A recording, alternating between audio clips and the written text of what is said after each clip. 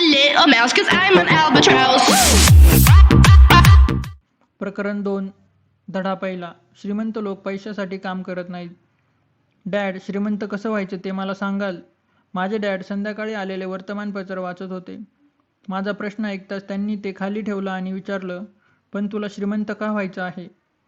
कारण आज जिमीची आई त्यांच्या नव्या कॅडिलॅक गाडीतून त्यांच्या बीच हाऊसवर विकेंडसाठी गेल्या आहेत. जिमीनं त्यांच्यासोबत त्यांच्या 3 मित्रांनाही नेलं, फक्त मला आणि माईकला नेलं नाही. आम्ही गरीब असल्यामुळे आम्हाला बोलावलं नाही, असं तो म्हणाला. म्हणून तुम्हाला नेलं नाही? डॅडनं अविश्वासानं विचारलं. हो, मी म्हणालो. डॅडनं शांतपणे आपलं डोकं हलवलं. खाली घसरलेला चष्मा परत वर घेतला आणि ते वर्तमानपत्र वाचू लागले. मी त्यांच्या उत्तराची वाट पाहत तसाच उभा होतो. ते वर्ष होतं 1956. मी 9 वर्षाचा होतो. काही दैवगतीमुळे मी नेमका श्रीमंत मुलांच्या शाळेत जात होतो. आमच्या गावात प्रामुख्यानं ऊसाची लागवड केली जायची. वसाहतीत मॅनेजर्स, डॉक्टर्स, बँकर्स वगैरे श्रीमंत मंडळी आपापल्या मुलांना याच शाळेत पाठवत. आमची शाळा 1ली ते 6वी पर्यंत होती. 6वी नंतर मुलं खाजगी शाळेत जात. मी रस्त्याच्या एका बाजूला राहत असल्यामुळे त्या शाळेत जायचे. दुसऱ्या बाजूला राहत असतो तर माझ्यासारखी सामान्य मुलं ज्या शाळेत जातात तिथं गेलो असतो. 6वी नंतर मी आणि ही मुलं सरकारी शाळा आणि कॉलेजात गेलो असतो. खाजगी शाळा आम्हाला परवडणाऱ्याच नव्हत्या. मी तसाच उभा असल्यानं पाहून डॅडनी वर्तमानपत्र खाली ठेवलं.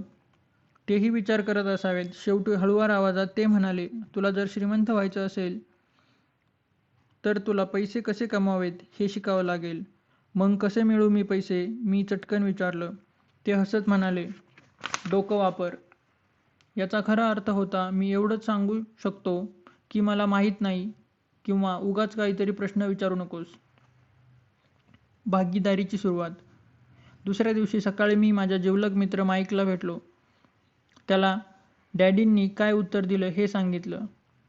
त्या शाळेत आम्ही दोघंच गरीब होतो. माईकही केवळ नशिबामुळेच या शाळेत आला होता. या शाळेत प्रवेश घेण्यासाठी एक अदृश्य रेघ होती. त्याला कोणीतरी हलकेच धक्का दिला होता म्हणून आम्ही दोघं तिथं होतो.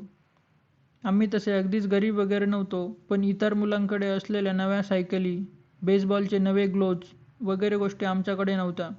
मुळात त्यांच्याकडे असलेल्या सगळ्याच गोष्टी नव्या असायच्या, त्यामुळे आम्हाला गरीब असल्यासारखं वाटायचं.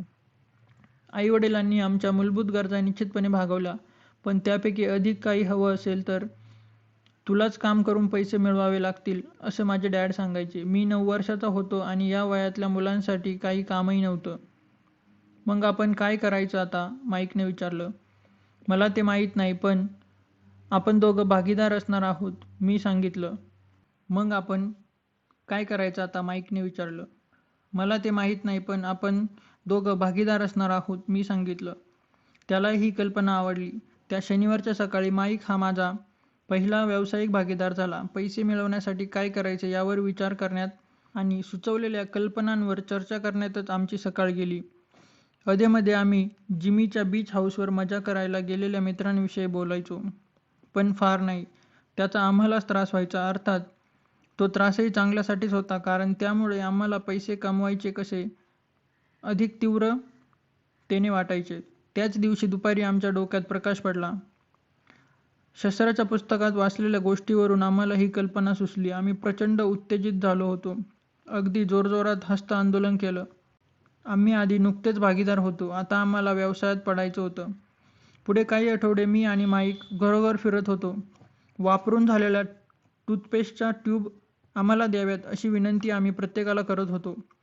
लोक कोड्यात पडायचे. काही जण लगेच हसून हो म्हणायचे, तर काही जण कारण विचारायचे. हा प्रश्न आला की आम्ही उत्तर द्यायचो, ते काही आम्ही सांगू शकत नाही, असं आमचं व्यावसायिक गुपित आहे. आम्हाला आता रिकाम्या ट्यूब्स मिळत होत्या. आमच्या वॉशिंग मशीनच्या शेजारी थोडी मोकळी जागा होती. तिथं एक तपकिरी रंगाचं पुठ्ठ्याचं रिकामं खोकं मी ठेवलं आणि त्यात या ट्यूब साठवू लागलो. जसा जसा हा साठा वाढायला लागला तशी तशी माझी आई चिडचिड करू लागली. लोकांनी वापरलेल्या चुरगाळलेल्या ट्यूब्स पाहून तिचा संताप होऊ लागला. एक दिवस ती खूप भडकली. तिने आम्हाला शेवटचं विचारलं की हा काय प्रकार आहे? आम्ही तिलाही व्यावसायिक गुपित हेच उत्तर दिलं. हे असं उत्तर ऐकून तिच्या संतापाचा स्फोटच झाला. ती म्हणाली, तुम्ही हा जो काही गोंधळ घातला आहे त्याचं ताबडतोब काहीतरी करा, नाहीतर मी हे सगळं उचलून बाहेर फेकून देईन. मग मी आणि माईक तिला समजावून सांगायचा प्रयत्न केला. खूपदा विनंती केली. आम्ही तिला सांगितलं की लवकरच आमच्याकडे या ट्यूबचा पुरेसा साठा होईल आणि आम्ही उत्पादन सुरू करू.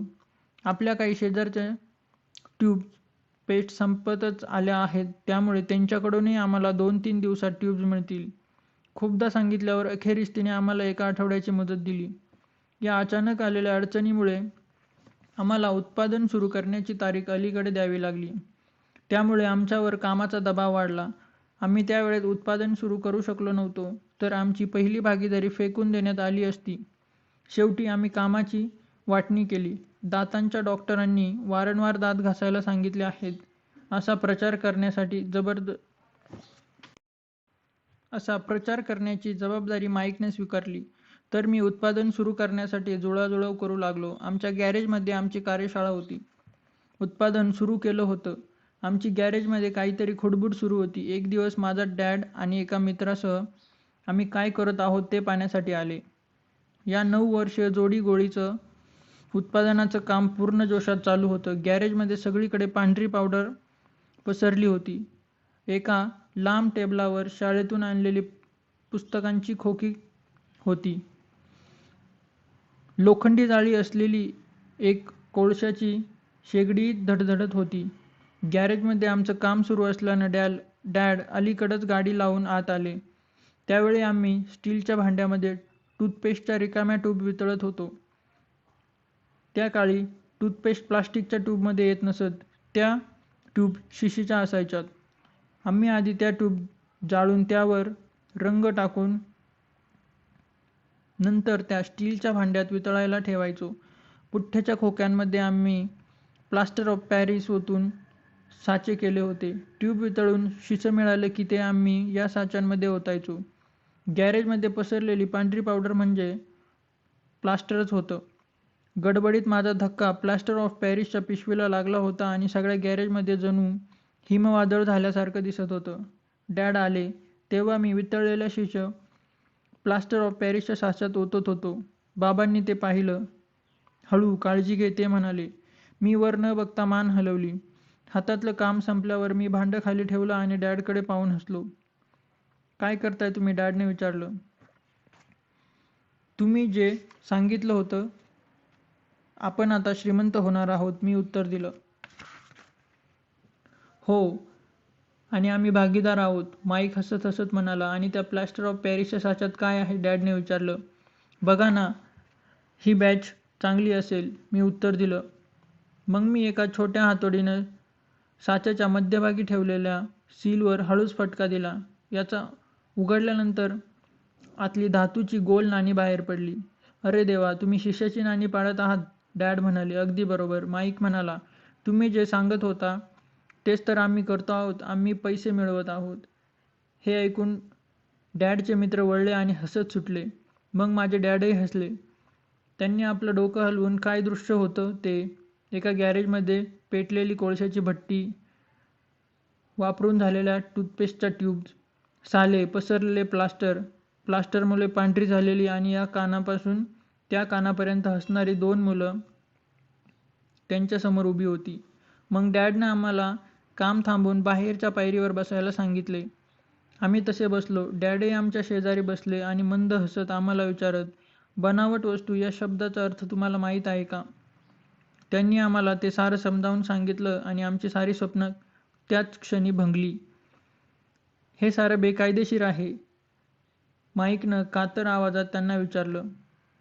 डॅडचे मित्र म्हणाले, जाऊ दे, त्यांच्यातही नैसर्गिक कौशल्य आजमावून पाहत असतील. डॅडने त्यांच्याकडे धारदार नजरेने पाहिलं, पुन्हा आमच्याकडे वळून हळुवारपणे पाहिलं. म्हणाले, हो, हे बेकायदेशीर आहे, पण तुम्ही मुलांनी खूपच सर्जनशीलता आणि नवे विचार दाखवलेत. ते सोडू नका. असाच विचार करत राहा. मला तुमचा अभिमान वाटतो. डॅड गेल्यानंतर मी आणि माईक त्याच पायरीवर जवळपास 20 मिनिटे शून्यपणे बसून होतो. आम्ही खूप निराश झालो होतो. आमचा व्यवसाय सुरू झाल्या दिवशीच बंद पडला होता. अखेरीस आम्ही तिथून उठलो आणि सारा गोंधळ आवरायला घेतला. अंगावरची धूळ झटकत मी माईकला म्हणालो, जिमी म्हणाला तेच बरोबर आहे, आपण गरीबच आहोत. त्याचवेळी डॅड परत येत होते. त्यांनी हे ऐकलं. ते म्हणाले, तुम्ही जर प्रयत्न सोडणार असाल तर तुम्ही खरोखरच गरीब आहात. तुम्ही काहीतरी करू पाहत आहात, ही सर्वात महत्त्वाची गोष्ट आहे. काही जण फक्त बोलतात आणि श्रीमंत होण्याचे स्वप्न पाहतात. तुम्ही काहीतरी करायचा प्रयत्न केलात आणि माझ्यासाठी हे महत्त्वाचं आहे. मला तुमचा खरंच अभिमान वाटतो. म्हणूनच माझं ऐका. प्रयत्न करत राहा, थांबू नका. मी आणि माईक शांतपणे उभं होतो. डॅडचं बोलणं आवडलं होतं, पण काय करावं ते सुचत नव्हतं. मग डॅड, तुम्ही श्रीमंत का नाहीत? मी विचारलं. कारण मी शालेय शिक्षक झालो. आम्ही शिक्षक श्रीमंत होण्याचा विचार करत नाही. आम्हाला शिकवण्याचं आवडतं. तुम्हाला मदत करायला मला खरंच आवडलं असतं, पण पैसे कसे कमवावेत हे मलाच माहीत नाही. आता मी आणि माईक स्वच्छता करू लागलो होतो. तेवढ्यात डॅड म्हणाले, तुम्हा मुलांना श्रीमंत कसं व्हायचं हे शिकायचं असेल तर मला विचारून उपयोग नाही. माईक, तू तुझ्या डॅडशी या विषयावर बोल. माझे डॅड? माईकच्या चेहऱ्यावरचं आश्चर्य लपत नव्हतं. होय, तुझेच डॅड. माझे डॅड हसत म्हणाले, तुझ्या डॅडचे आणि माझे बँकर एकच आहे. ते कायम तुझ्या डॅडची स्तुती करतात. पैसे मिळवण्याच्या बाबतीत तुझे डॅड खूपच हुशार आहेत, असं ते सांगत. माझे डॅड? माईकने पुन्हा एकदा अविश्वासाने विचारलं.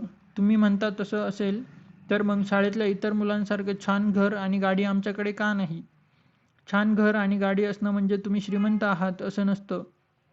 याचा अर्थ असाही नाही की पैसे कसे कमवायचे हे तुम्हाला कळतं. माझे डॅड सांगत होते, जिमीचे वडील ऊस लागवड करणाऱ्या कंपनीत काम करतात.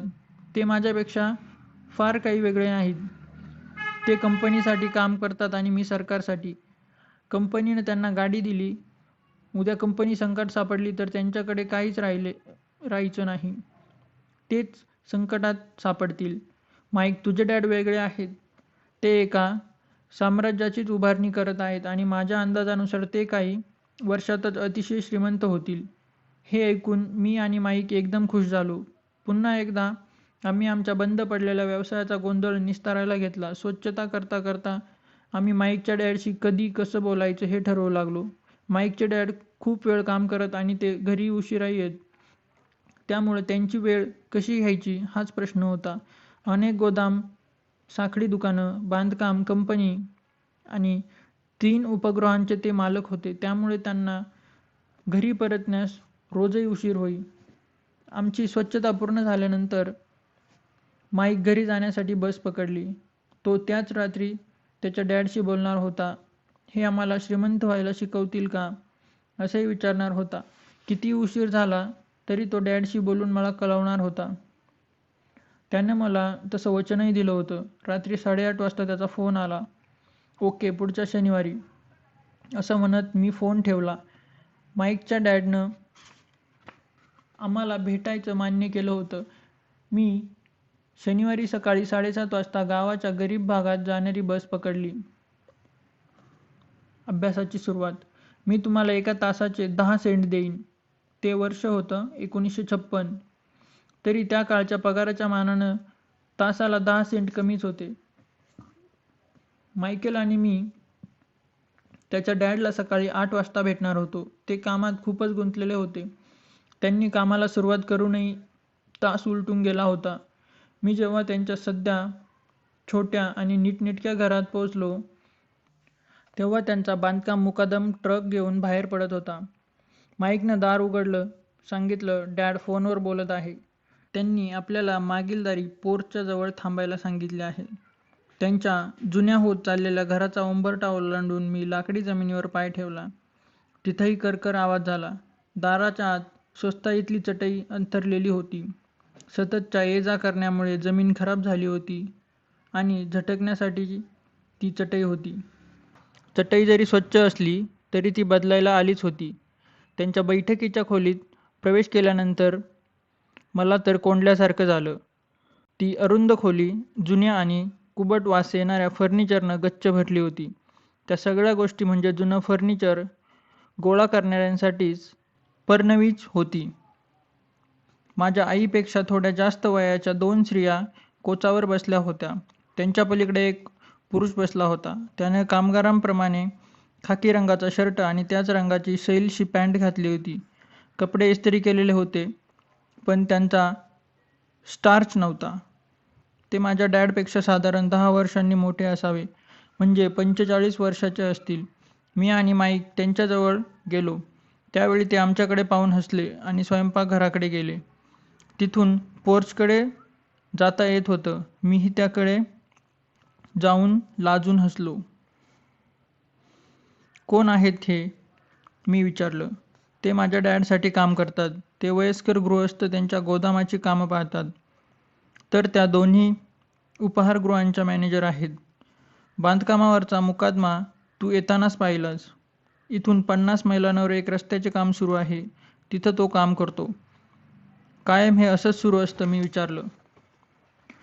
माझ्याजवळ बसण्यासाठी खुर्ची ओढत माईक म्हणाला, कायम नाही, पण बहुतेक वेळा. आम्हाला पैसे कसे मिळवायचे हे शिकवाल का? असं मी त्यांना विचारलं. माईक सांगत होता. मग ते काय म्हणाले? मी सावध जिज्ञासेने विचारलं. आधी त्यांच्या चेहऱ्यावर गमतीदार हसू उमटलं. मग ते म्हणाले, मी तुम्हाला ऑफर देतो. ओ. भिंतीला टेकून खुर्चीला हेलकावले देत मी म्हणालो.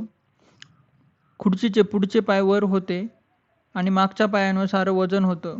माईकही तसाच बसला होता. कसली ऑफर देणार आहेत ते? मी विचारलं. माहीत नाही, पण आता बोलतीलच ते. तेवढ्यात माईकचे डॅड जुनाट पडद्याआडून एकदम आमच्यासमोर आले. आम्ही चटकन उभे राहिलो. ते आदर दाखवण्यासाठी नाही, तर घाबरल्यामुळे. मग मुलांनो, तयार?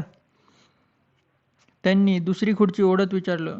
त्यांच्यासमोर बसण्यासाठी आम्ही आमच्या खुर्च्या ओढल्या आणि मानेनेच होकार दिला. ते 6 फूट उंच होते. वजन 200 पाऊंड तरी असावे. माझे डॅड त्यांच्यापेक्षा उंच आणि साधारण तेवढ्याच वजनाचे होते. फक्त ते माईकच्या डॅडपेक्षा 5 वर्षांनी मोठे होते. ते दिसायला साधारण सारखे असले तर विचार वेगळे होते. उत्साह मात्र समान होता.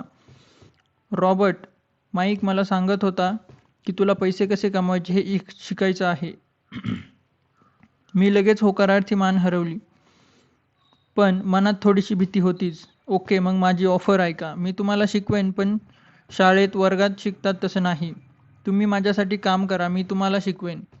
काम न करता मी काही शिकवणार नाही. शाळेतल्याप्रमाणे तुम्ही एका जागी बसून राहाल आणि मी शिकवेन असं तुम्हाला वाटत असेल तर तसं काही होणार नाही. माझ्या दृष्टीनं ते वेळ वाया घालवणं आहे. त्यामुळे शिकायचं असेल तर काम करावंच लागेल. माझी ही ऑफर आहे. स्वीकारा किंवा सोडून द्या. मी एक प्रश्न विचारू? मी विचारलं. नाही, स्वीकारा किंवा सोडून द्या. माझ्या मागे खूप कामे आहेत. माझा वेळ वाया घालवू नका. तुम्ही जर निर्णयच घेऊ शकत नसाल तर पैसे कसे कमवायचे हे तुम्ही कधीच शिकू शकणार नाही. संधी येतात आणि जातात. त्यामुळे वेगाने निर्णय घेणं ही एक कौशल्यच आहे. आताही तुमच्यासमोर एक संधीच उभी आहे आणि मुळात ती तुम्हालाच हवी होती. तुमच्याकडे 10 सेकंद आहेत. शाळा सुरू करायची की बंद हे तुम्हीच ठरवा. माईकचे डॅड खट्याळपणे म्हणाले. मी स्वीकारतो, मी स्वीकारतो. मी आणि माईक एकापाठोपाठ म्हणालो. छान. माईकचे डॅड म्हणाले. 10 मिनिटात मिसेस मार्टिन येतील. मी त्यांच्याशी बोलतो. तुम्ही त्यांच्यासोबत माझ्या दुकानात जा आणि कामाला लागा. मी तुम्हाला तासाला 10 सेंट देईन आणि तुम्हाला दर शनिवारी 3 तास काम करावं लागेल. पण आज आमची स्टॉप-लॉपची मॅच आहे. मी म्हणालो. स्वीकार कर किंवा सोडून दे. माईकचे डॅड जरा कठोर आवाजात बोलले. मॅच खेळण्यापेक्षा शिकणं आणि काम करण्याची निवड मी करीत म्हणालो. मी स्वीकार करतो. 30 सेंट नंतर एका सुरेख शनिवारी सकाळी 9 वाजता मी आणि माईक मिसेस मार्टिनसोबत काम करत होतो. त्या स्वभावाने अगदी गरीब आणि दयाळू होत्या. त्या म्हणायच्या की माईक आणि माझ्याकडे पाहून त्यांना त्यांच्या मुलांची आठवण येते. त्यांची दोन्ही मुलं मोठी झाल्यानंतर घर सोडून निघून गेली होती. त्यांचा कष्ट करण्यावर खूप विश्वास होता आणि त्या आम्हाला सतत कामात ठेवत असत. त्या स्वभावानं मऊ असल्या तरी काम करून घेण्याच्या बाबतीत कडक होत्या. त्या 3 तासाचं त्या आम्हाला शेल्फवरून हवाबंद असलेले डबे खाली काढून स्वच्छ पुसून पुन्हा जागीच ठेवायला लावायच्या. ते अतिशय कंटाळवाणं आणि नीरस काम होतं. माईकचे डॅड, ज्यांना मी माझे श्रीमंत डॅड म्हणतो, त्यांच्या मालकीच्या खूप मोठ्या पार्किंग असलेल्या 9 सुपर शॉपी होत्या. सकाळी 9 ते रात्री 11 वाजेपर्यंत उघड्या असणाऱ्या हल्लीच्या 7-11 दुकानांनी ती सुरुवातीची आवृत्ती होती. अगदी घराजवळची किराणा मालाची दुकानं, तिथं लोक दूध, ब्रेड, बटर आणि सिगारेट्स विकत घेत. हवाईमध्ये एअर कंडिशनर येण्याआधीचे ते दिवस होते. उष्णतेमुळे दुकानांची दारं बंद करता येत नसत. पार्किंग आणि रस्त्याकडे तोंड असलेली दारं उघडी ठेवावी लागत. त्यामुळे रस्त्यावरून गाडी गेली किंवा पार्किंगमध्ये गाडी आली की दुकानात धूळ येई. तर एअर कंडिशनर येईपर्यंत आमची नोकरी टिकणारी होती. त्यानंतरचे 3 आठवडे मी आणि माईक ठरलेल्या वेळी मिसेस मार्टिनसोबत हजर व्हायचो आणि 3 तासात सतत काम करायचो. दुपारी काम संपलं की त्या आमच्या हातावर 10 सेंटची 3 नाणी ठेवायच्या. वयाच्या 9व्या वर्षी 3 सेंटसाठी शनिवारी सकाळी 3 तास काम करणं नक्कीच उत्साहवर्धक नव्हतं. त्या काळी कॉमिक पुस्तकं 10 सेंटला मिळत. मी माझे 30 सेंट त्या पुस्तकांवर खर्च करायचो आणि घरी परतायचो. 4थ्या आठवड्यातील बुधवारपर्यंत मी हे काम सोडून देण्याच्या विचारांपर्यंत आलो होतो. माईकचे डॅड पैसे कसे कमवायचे हे शिकवणार असल्यामुळे मी हे काम करायला तयार झालो होतो. आता मात्र मी तासाला 10 सेंटचा गुलाम झालो होतो. त्या पहिल्या शनिवारनंतर मी माईकच्या डॅडला पाहिलंही नव्हतं. मी हे थांबवतो आहे, मी जेवताना माईकला सांगितलं. आमचं शाळेतलं जेवण अगदी सामान्य होतं. शाळाही नीरस होती आणि शनिवारही मोकळा राहिलेला नव्हता. आकर्षण होतं ते फक्त 30 सेंटचं. माझं बोलणं ऐकून माईक हसला. का हसला? मी माईकला चिडून विचारलं. डॅड म्हणाले असंच घडेल. तू थांबण्यासाठी तयार असशील तर ते तुला भेटतील, तो म्हणाला. काय? मी संतापून विचारलं. ते मला वीट येण्याची वाट पाहत होते का? तसंच काहीतरी असावं, माईक सांगून लागला. माझे डॅड थोडे वेगळे आहेत. त्यांची शिकवण्याची पद्धत तुझ्या डॅडपेक्षा वेगळी आहे. तुझे डॅड आणि मॉम भाषण ठोकतात. माझे डॅड शांत आहेत. ते खूप कमी बोलतात. तू फक्त शनिवारपर्यंत थांब. मी त्यांना तू तयार असल्याचं सांगेन. तुला असंच म्हणायचं आहे का की त्यांनी त्याच्यासाठी हे सारं केलं? कदाचित तसंही असू शकेल. डॅड तुला शनिवारी समजावून सांगतील. शनिवारी रांगेत मी आता आपल्या प्रसंगाला धैर्याने तोंड देणार होतो. तशी तयारी केली होती. माझे खरे डॅड म्हणजे गरीब डॅडही त्यांच्यावर संतापले होते. ही बालमजुरी आहे आणि त्यांची चौकशी करायला हवी असं त्यांचं म्हणणं होतं. हे मला म्हणाले की मी तासाला 25 सेंटची मागणी करावी आणि ती वाढ मिळत नसेल तर सरळ काम सोडून द्यावं. ही असली कामं करण्याची तुला गरज नाही, त्यांनी रागावून सांगितलं. शनिवारी सकाळी 8च्या ठोक्याला मी माईकच्या घराच्या जुनाट दरवाजात होतो. खुर्ची घे आणि रांगेत थांब. घरी पाऊल टाकल्या टाकल्या माईकच्या डॅडनं मला सांगितलं. तेवढं सांगून ते शयनगृहाजवळ छोट्या कार्यालयात निघून गेले. मी खोलीत इकडे तिकडे पाहिलं, पण माईक कुठेच दिसला नव्हता. मला अवघडल्यासारखं झालं होतं. 4 आठवड्यांपूर्वी मी ज्या स्त्रिया जिथं बसलेल्या पाहिल्या होत्या त्या तिथं नव्हत्या. मी त्यांच्याकडे पाहिलं. त्या माझ्याकडे पाहून हसल्या आणि मला जागा करून देण्यासाठी थोड्या सरकल्या. मी तिथं बसून 45 मिनिटं होऊन गेली होती. आता मी उकळायच्या बेतात होतो. त्या 2 स्त्रिया काम संपवून सुमारे 30 मिनिटांपूर्वीच गेल्या होत्या. त्याच्यानंतर एक वृद्ध गृहस्थ माईकच्या डॅडला भेटले. 20 मिनिट ते बोलत होते. आता तेही गेले होते. घर रिकामं होतं आणि हवाईमधल्या त्या सुंदरी दिवशी मी एका जुनाट अंधाऱ्या खोलीत बसलो होतो. आमच्यासारख्या लहान मुलांचा गैरफायदा घेणाऱ्या माईकच्या डॅडची वाट पाहत होतो. ऑफिसमधून त्यांच्या बोलण्याचा आवाज ऐकू येत होता. ते फोनवर बोलत होते, आपलं काम करत होते आणि माझ्याकडे दुर्लक्ष करत होते. मला ते सारं जाणवत होतं. शेवटी मी कंटाळून आणि संतापून निघून जाण्याचा विचार करत होतो. पण काही कारणानं थांबलो. शेवटी त्यानंतर 15 मिनिटांनी बरोबर 9 वाजता श्रीमंत डॅड माझ्या ऑफिसच्या बाहेर आले. काहीच बोलले नाहीत. त्यांनी मला त्यांच्या त्या रंगहीन आणि काळोख्या ऑफिसमध्ये येण्याची खूण केली. ऑफिसच्या खुर्चीत बसून गोल फिरत ते म्हणाले, तुला वाढ हवी आहे, नाहीतर तू सोडून जाशील. आपलं जे ठरलं होतं त्यातल्या तुमच्याकडच्या गावाला पालन तुम्हीच केलेलं नाही. डोळ्यात पाणी आणून मी फटकावून बोलून गेलो. शेवटी 9 वर्षाचा मुलगा एवढ्या मोठ्या माणसाला कसं तोंड देणार होता? तुम्ही असं म्हणाला होता की जर मी तुमच्यासाठी काम केले तर तुम्ही मला शिकवाल. मी तुमच्यासाठी काम केले आहे. खूप मेहनत केली आहे. या कामासाठी मी सॉफ्टबॉलची मॅचही सोडली आणि तुम्ही मात्र तुमचा शब्द पाळत नाही. तुम्ही मला काहीही शिकवलं नाहीत. गावातले लोक तुम्हाला लुच्चा माणूस समजतात आणि तुम्ही तसेच आहात. तुम्ही आधाशी आहात. येणारा सगळा पैसा तुम्हाला स्वतःसाठीच हवा आहे. तुम्ही आपल्या कर्मचाऱ्यांची अजिबात काळजी घेऊ शकत नाही. तुम्ही मला बाहेर बसून राहायला लावलंत. मला अजिबात चांगली वागणूक दिली नाहीत. मी एक छोटा मुलगा आहे आणि मला तुम्ही चांगलंच वागवायला हवं. श्रीमंत डॅड त्यांच्या खुर्चीवरून हनुवटीला हात लावून बसले होते.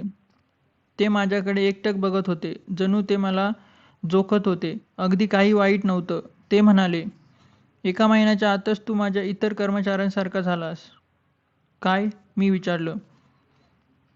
ते काय म्हणत होते ते मला समजवतच नव्हते. मी माझं घराणं सुरूच ठेवलं. मला वाटलं की आपल्या कराराचा तुमचा भाग तुम्ही पाळला. मला शिकवाल, पण त्याऐवजी तुम्ही माझा छळ करत आहात. हा निष्ठुरपणाच आहे. श्रीमंत डॅड शांतपणे म्हणाले, मी तुला शिकवतोच आहे. तुम्ही मला काय शिकवलंत? काहीच नाही. मी रागावून म्हणालो. मी अगदी क्षुल्लक रकमेवर तुमच्यासाठी काम करण्याचं मान्य केल्यानंतर तुम्ही माझ्याशी एक शब्दही बोललात नाहीत.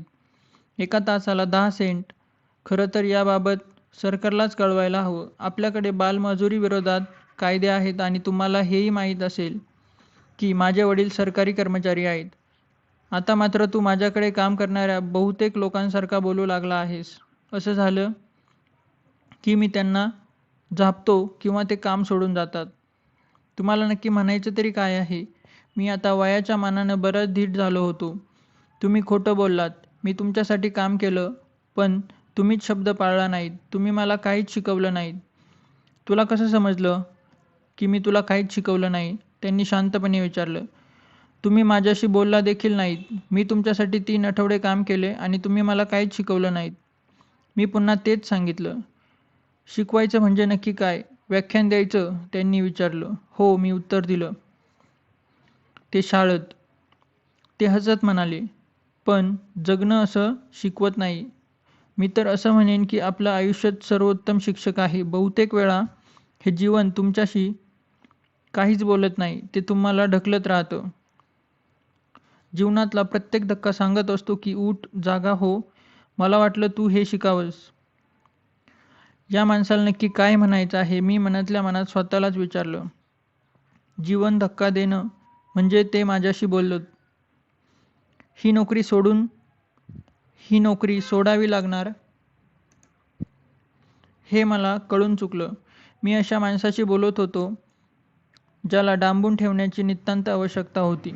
तू जर या जीवनाकडून जगण्याकडून ज्ञान मिळवलंस तर उत्तम प्रगती करशील आणि नाही मिळवलंस तरी ते तुला धक्के देत राहतील. काही जण या धक्क्यांनी चिडतात, घाबरतात आणि मागे सरकतात.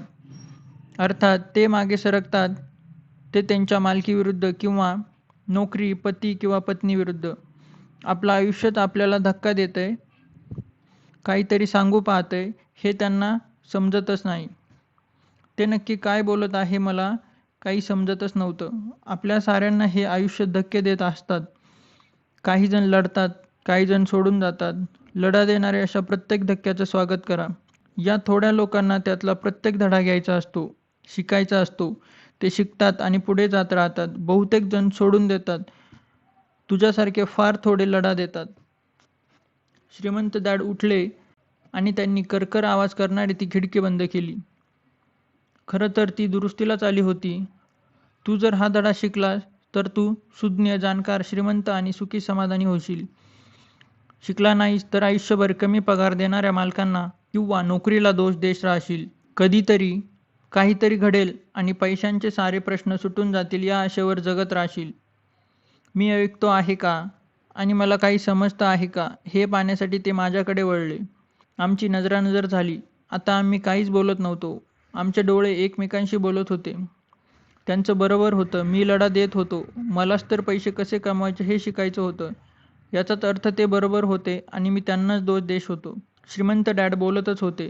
तू जर लढाऊ बाण्याचा नसशील, तुझ्यामध्ये जर येईल त्या परिस्थितीचा तोंड देण्याचं धैर्य नसेल, तर आयुष्यानं जरा धक्का दिला की तू ती गोष्ट सोडून देशील. तू आयुष्यभर सावधानतेनंच जगशील, न दिसणाऱ्या भीतीनं दडपून जाशील. त्या गोष्टी घडण्याची शक्यता नाही त्याची चिंता करत बसशील. ही मंडळी अशीच जगत राहतात आणि एक दिवस नीरस आयुष्य संपवून मरून जातात. या अशा आयुष्यात तुला मित्रही खूप असतील. त्यांना तू आवडतही असशील, कारण त्यांच्याशी दृष्टीनं तू मेहनती माणूस असतो. योग्य त्या गोष्टी साधत तू खूपच सावधानतेनं जगत असतो. खरी गोष्ट ही असते की तुम्ही जीवनापुढे शरणागती पत्करलेली असते. तुमच्या आत कुठेतरी खोलवर भीती दडलेली असते. सुरक्षित न वाटणारी गोष्ट करण्याची भीती तुम्हाला जिंकायचं असतं, पण हरण्याची भीती मध्ये येते. ती जिंकण्याच्या आनंदापेक्षा जास्त मोठी वाटते. तुम्हाला हेही जाणवत असतं की तुम्ही कधीच आव्हान स्वीकारलेलं नाही, फक्त सावधानतेनं खेळला आहात. आमची पुन्हा एकदा नजरानजर झाली. डोळे खूप काही बोलून गेले. म्हणजे तुम्ही मला धक्का देत होता. काही लोक तसेही. हे बघ, माझ्याकडे 150 कर्मचारी काम करतात. एवढ्या लोकांमध्ये तुम्ही दोघंच असे मला भेटलात की त्यांनी पैसे कसे मिळवायचे हे शिकण्याची इच्छा व्यक्त केलीत. बाकी कोणी मला याबाबत कधी काही विचारलं नाही. त्यांना कधी पैशाविषयी जाणून घ्यावंसं वाटलं नसेल. म्हणूनच हे सारे आयुष्यातील मोलाची वर्ष पैशासाठी काम करतात आणि वाया घालवतात. पण त्यांना पैसा प्रकार हा नक्की काय आहे, तो कसा मिळवायचा, कसा वाढवायचा हे कधीच समजणार नाही. आता मात्र मी त्यांचं बोलणं मन लावून ऐकत होतो. मला माईकनं तुझ्याबद्दल सांगितलं. तुला पैसे कसे मिळवायचे हे शिकायचं आहे, असं तो म्हणाला. मी तुम्हाला शिकवायचं ठरवलं. त्यासाठी स्वस्तातला म्हणजे खऱ्याखुऱ्या आयुष्यातला अभ्यासक्रम तयार करू लागलो. मी तुमच्याशी दम लागेपर्यंत बोललोय, पण माझ्या लक्षात आलं की तुम्ही ऐकून घेण्याची तयारी नाही. मग मी ठरवलं की तुला एक धक्का बसूच दे, त्यानंतर तू माझं ऐकशील. म्हणूनच मी तुला 10 सेंट दिले. 10 सेंटसाठी तासभर काम करून मी कोणाला धडा शिकवलो? मी विचारलं. की तुम्ही शोषण करता आहात, कामगारांचं शोषण करत असात. हे बघ, माझ्याकडे 150 कर्मचारी काम करतात. एवढ्या लोकांमध्ये तुम्ही दोघेच असे मला भेटलात की त्यांनी पैसे कसे कमवायचे हे शिकवण्याची इच्छा व्यक्त केलीत. बाकी कोणी मला याबाबत कधी काहीही विचारलं नाही. त्यांना कधी पैशाविषयी जाणून घ्यावंसं वाटलं नाही. म्हणूनच हे सारे आयुष्यातील मोलाची वर्ष पैशासाठी काम करतात. पण त्यांना पैसा प्रकार काय आहे, तो कसा मिळवायचा, वाढवायचा हे कधीच समजणार नाही. आता मात्र मी त्यांचं बोलणं मन लावून ऐकत होतो. मला माईकनं तुझ्याबद्दल सांगितलं. तुला पैसे कसे मिळवायचे हे शिकायचं आहे, असं तो म्हणाला. मी तुम्हाला शिकवायचं ठरवलं. त्यासाठी वास्तवातला म्हणजे खऱ्याखुऱ्या आयुष्यातला अभ्यासक्रमही तयार करू लागलो. मी तुमच्याशी दम लागेपर्यंत बोललोही असतो, पण माझ्या लक्षात आलं की तुझी ऐकून घेण्याची तयारी नाही. मग मी ठरवलं की तुला एक धक्का बसूच देत, त्यानंतर तू माझं ऐकशील. म्हणूनच मी तुला 10 सेंट दिले. 10 सेंटसाठी तासभर काम करून मी कोणता धडा शिकलो? मी विचारलं. की तुम्ही शोषणकर्ते आहात, कामगाराचं शोषण करत असता हे. श्रीमंत डॅडनं खुर्चीतला एक हेलकावा घेतला आणि ते मनापासून हसले. जरा वेळानं हसणं थांबवून म्हणाले, तू तुझं मत बदलावंस हे चांगलं. तुझ्या पुढची अडचणही मी आहे, असा विचार करून मला दोष देणं आधी थांबव. तू असाच विचार करत असशील तर आधी तुला बदलणं हे माझं काम असेल. मुळात तुझ्या पुढची अडचणही तूच आहेस, हे लक्षात घे. याचा स्वीकार कर. तसं केलंस तरच तू बदलू शकतो, काहीतरी शिकू शकतोस आणि शहाणा होऊ शकतोस. बहुतेक लोकांना वाटतं की बरोबर आहेत आणि जगातल्या सगळ्यांनी बदलायला हवं. आपलं काहीतरी चुकतंय, आपण बदलायला हवं हे त्यांच्या लक्षातच येत नाही. आणि मी सांगतो ते लक्षात ठेव. सगळ्यांनी बदलण्यापेक्षा आपणच बदलणं जास्त सोपं असतं. मला काहीच समजत नाहीये, मी म्हणालो. सोपं आहे. तुझ्यासमोर अडचणींसाठी तू मला दोष देणं थांबव, श्रीमंत डॅड म्हणाले. पण तुम्ही मला फक्त 10 सेंट देता, मी म्हणालो. मग तो शिकतोस तरी काय? श्रीमंत डॅड हसत हसत विचारलं.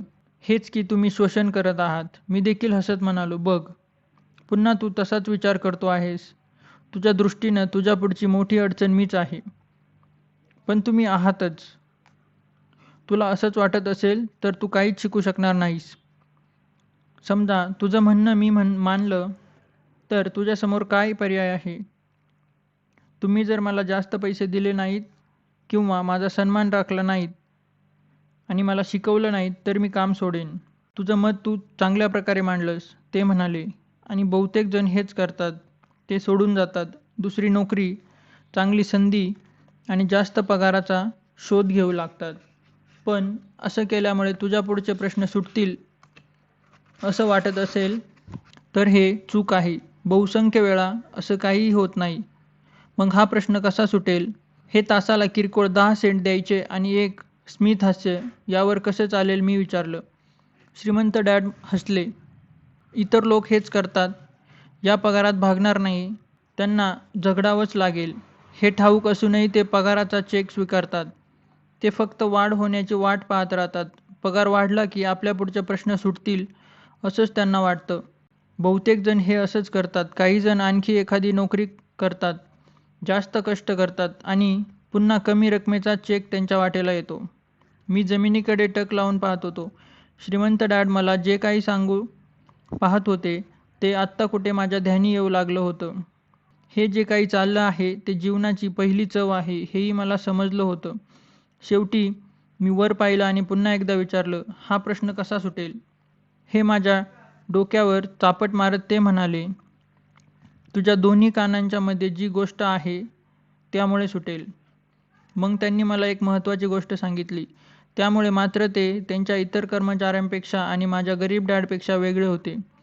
त्याचमुळे पुढे ते हवाईतील सर्वात श्रीमंत व्यक्ती म्हणून गणले गेले. मात्र माझे उच्चशिक्षित डॅड आयुष्यभर आर्थिक परिस्थितीशी झगडत राहिले होते. त्यांच्या या अद्वितीय दृष्टिकोनामुळे साऱ्या जीवनातच फरक घडून आला होता. त्यांचं हे मत मला सतत सांगत असलं. यालाच मी धडा क्रमांक 1 असे म्हणतो. गरीब आणि मध्यमवर्गीय पैशांसाठी काम करतात. श्रीमंतांजवळचा पैसा त्यांच्यासाठी काम करतो.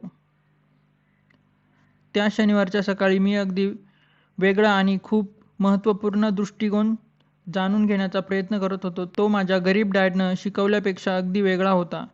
वयाच्या 9व्या वर्षी मला ही जाणीव झाली की माझ्या या दोन्ही डॅडना माझं शिक्षण तितकंच महत्त्वाचं वाटत होतं. मी अभ्यास करावा असा या दोघांचाही आग्रह होता. फरक विषयांमध्ये होता. ज्या उच्चशिक्षित डॅडने ते त्यांनी केलं होतं तेच करण्यासाठी शिफारस केली. ते म्हणायचे, तू खूप अभ्यास कर, उत्तम गुण मिळव, म्हणजे तुला एखाद्या मोठ्या कंपनीत चांगल्या पगाराची सुरक्षित नोकरी मिळेल आणि अशा कंपनीत आपल्याला खूप चांगले फायदे मिळतात याची खात्री बाळग. दुसरीकडे श्रीमंत डॅडना वाटायचं, मी पैसे कसे काम करतात हे शिकावं. मी एकदा ते शिकलो की पैसेच माझ्यासाठी काम करू लागतील आणि हे शिक्षण 4 भिंतींमध्ये होत नाही तर भिंतीच्या बाहेरच्या जगात होतं. श्रीमंत डॅड माझा पहिला धडा चालू ठेवला. तासाला 10 सेंटवर काम करावं लागतं म्हणून तू चिडलास, याचा मला आनंद झाला. तुला जर राग आला नसता आणि तू परिस्थितीचा स्वीकार केला असता तर मी तुला सांगितलं असतं की तुला शिकवणं अशक्य आहे. हे बघ, खरोखरच शिकायचं असेल तर त्यासाठी शक्ती आणि पराकोटीची तीव्र इच्छा लागते. या सूत्राचा सगळ्यात मोठा हिस्सा आहे क्रोध. तीव्र भावनेसाठी क्रोध आणि निष्ठा या भावना एकत्रितपणे हव्यात. पैशाचा विषय असेल तर बहुतेक जण सुरक्षित खेळतात आणि निश्चित होतात. तीव्र भावना त्यांना दिशा न देता भीती देते. म्हणूनच लोक कमी पगाराची नोकरी स्वीकारतात का, मी विचारलं. हो, श्रीमंत डॅड म्हणाले.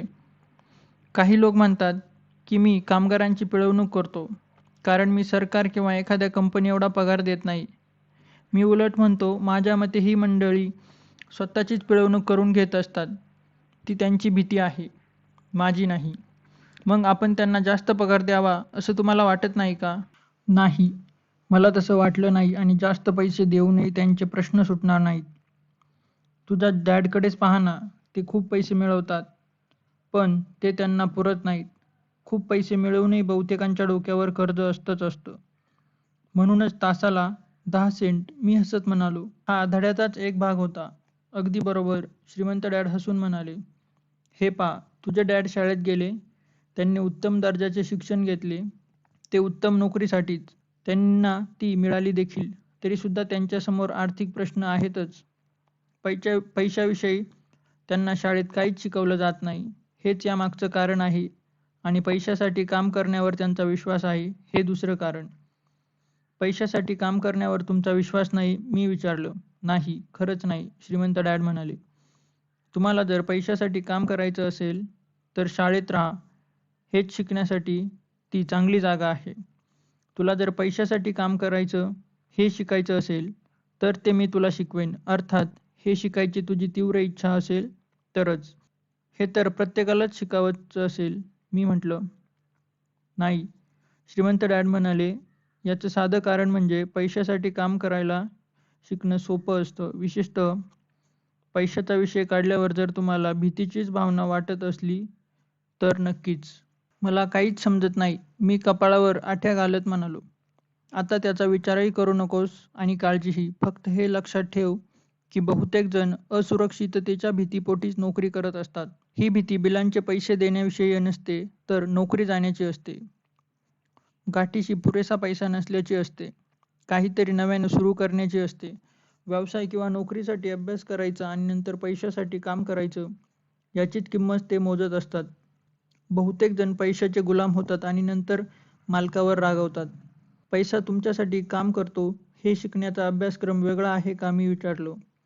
पूर्णपणे, ते उत्तरले. अगदी संपूर्णपणे. आता आम्ही निशब्द होतो. माझ्या मित्राचा बेसबॉल लिटिल लीगचा सामना सुरूही झालेला असेल.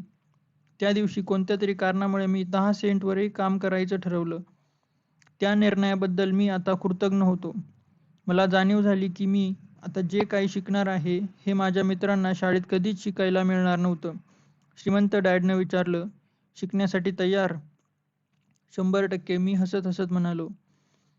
मी माझं वचन पाळलं आहे. मी तुला प्रत्यक्षपणे शिकवत होतो. श्रीमंत डॅड म्हणाले. पैशासाठी काम करणं म्हणजे नक्की काय, याची चव तू वयाच्या 9व्या वर्षीच घेतली आहेस.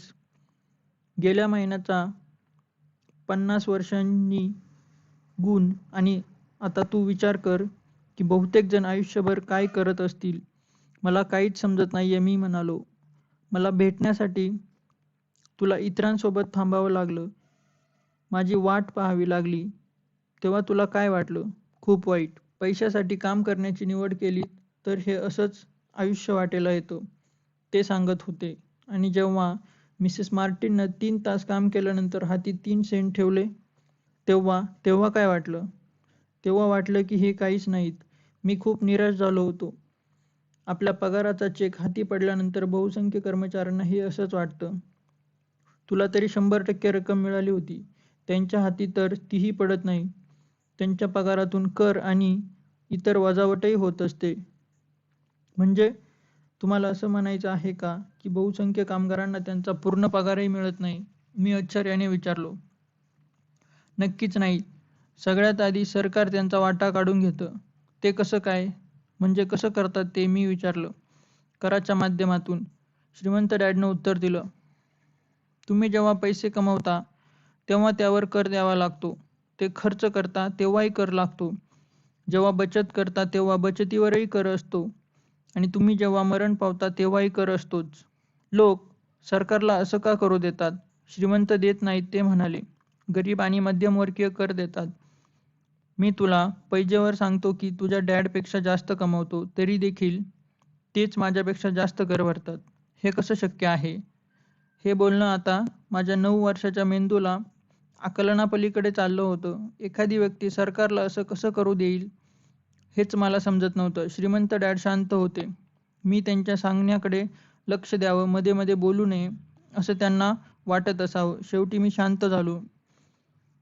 मी जे काही ऐकलं होतं ते मला आवडलं नव्हतं. मला ते माहीत होतं की माझे डॅड त्यांना भराव्या लागणाऱ्या करांविषयी सतत तक्रार करायचे. फक्त त्यांच्यापुढे ते काहीच करत नसत. म्हणजे आयुष्य त्यांना धक्का देत होतं का? श्रीमंत डॅड आता खुर्चीवर संतपणे हेलकावे घेत होते आणि माझ्याकडे पाहत होते. शिकायला तयार आहेस? त्यांनी विचारलं. मी होकारार्थी मान हलवली. हे पहा, मी आत्ताच म्हणालो त्याप्रमाणे या अभ्यासक्रमात शिकण्यासारखं खूप काही आहे. पैसा तुमच्यासाठी कसा काम करेल हा तर आयुष्यभराचाच अभ्यास आहे. बहुसंख्य लोक 4 वर्षासाठी महाविद्यालयात जातात आणि त्याचं शिक्षण तिथंच संपतं. पैशाविषयीचा माझा अभ्यास आयुष्यभर केला तरी पुरणार नाही हे मला पक्क माहीत आहे. कारण जेवढं ज्ञान मिळेल त्यापेक्षा जास्त मिळवण्याचा मी प्रयत्न करतो. बहुसंख्य लोक या विषयाचा अभ्यासच करत नाहीत. ते कामावर जातात, पगार घेतात, खर्च भागवतात, बस. या उपर आपल्याला पैशाची समस्या कशी काय विचार ते करत बसतात. मग त्यांना वाटतं की जास्त पैसा ही समस्या सोडवू शकेल. आर्थिक शिक्षणाचा अभाव ही समस्या आहे हे फार थोड्यांच्या लक्षात येतं. म्हणजे माझ्या वडिलांना करांची समस्या आहे, ती त्यांना पैशाबद्दल समजत नाही. म्हणून मी गोंधळून विचारलं, हे बघ, पैशाने तुमच्यासाठी काम कसं करावं हे शिकण्याचा कर हा एक लहानसा भाग आहे.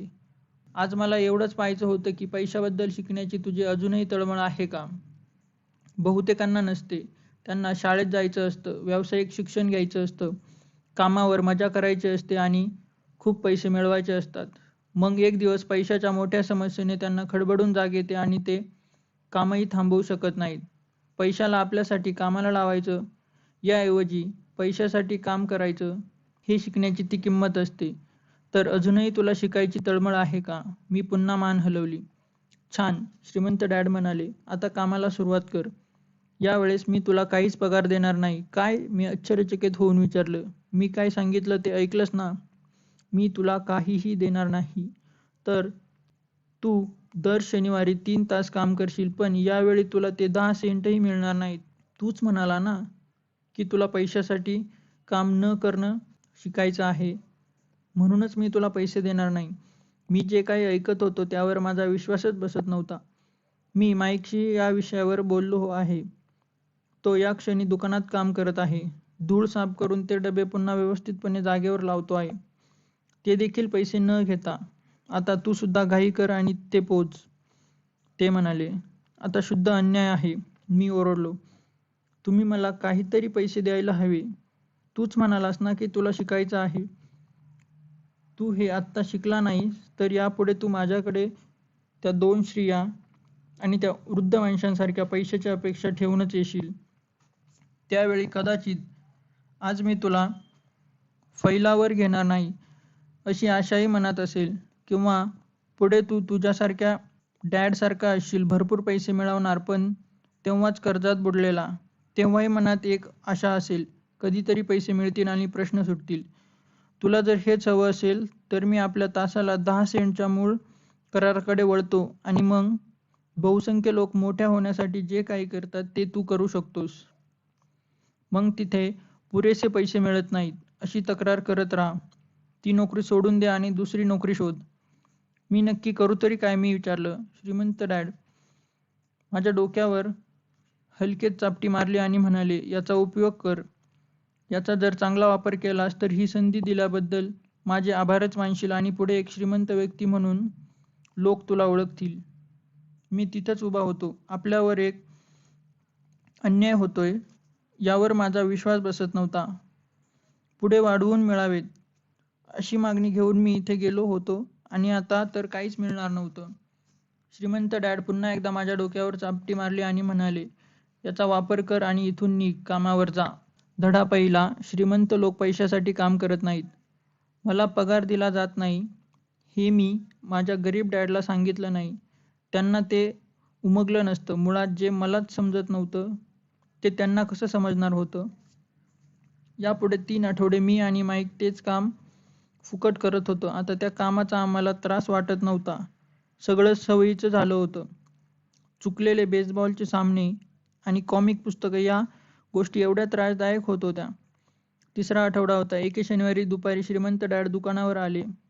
त्यांनी गाडी पार्किंगमध्ये थांबवल्याचा, इंजिन बंद झाल्याचा आवाज आला. ते दुकानात आले. त्यांनी मिसेस मार्टिनला अभिवादन केलं.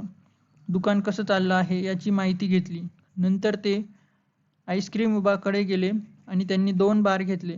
त्याचे पैसे दिले. आमच्याकडे वळून म्हणाले, मुलांनो, चला आपण थोडं फिरून येऊ. रस्त्यावरून ये जा करणाऱ्या गाड्या चुकवत आम्ही रस्ता ओलांडला. पुढे गवताळ मैदान होतं. तिथे काही मोठी माणसं सॉफ्टबॉल खेळत होती.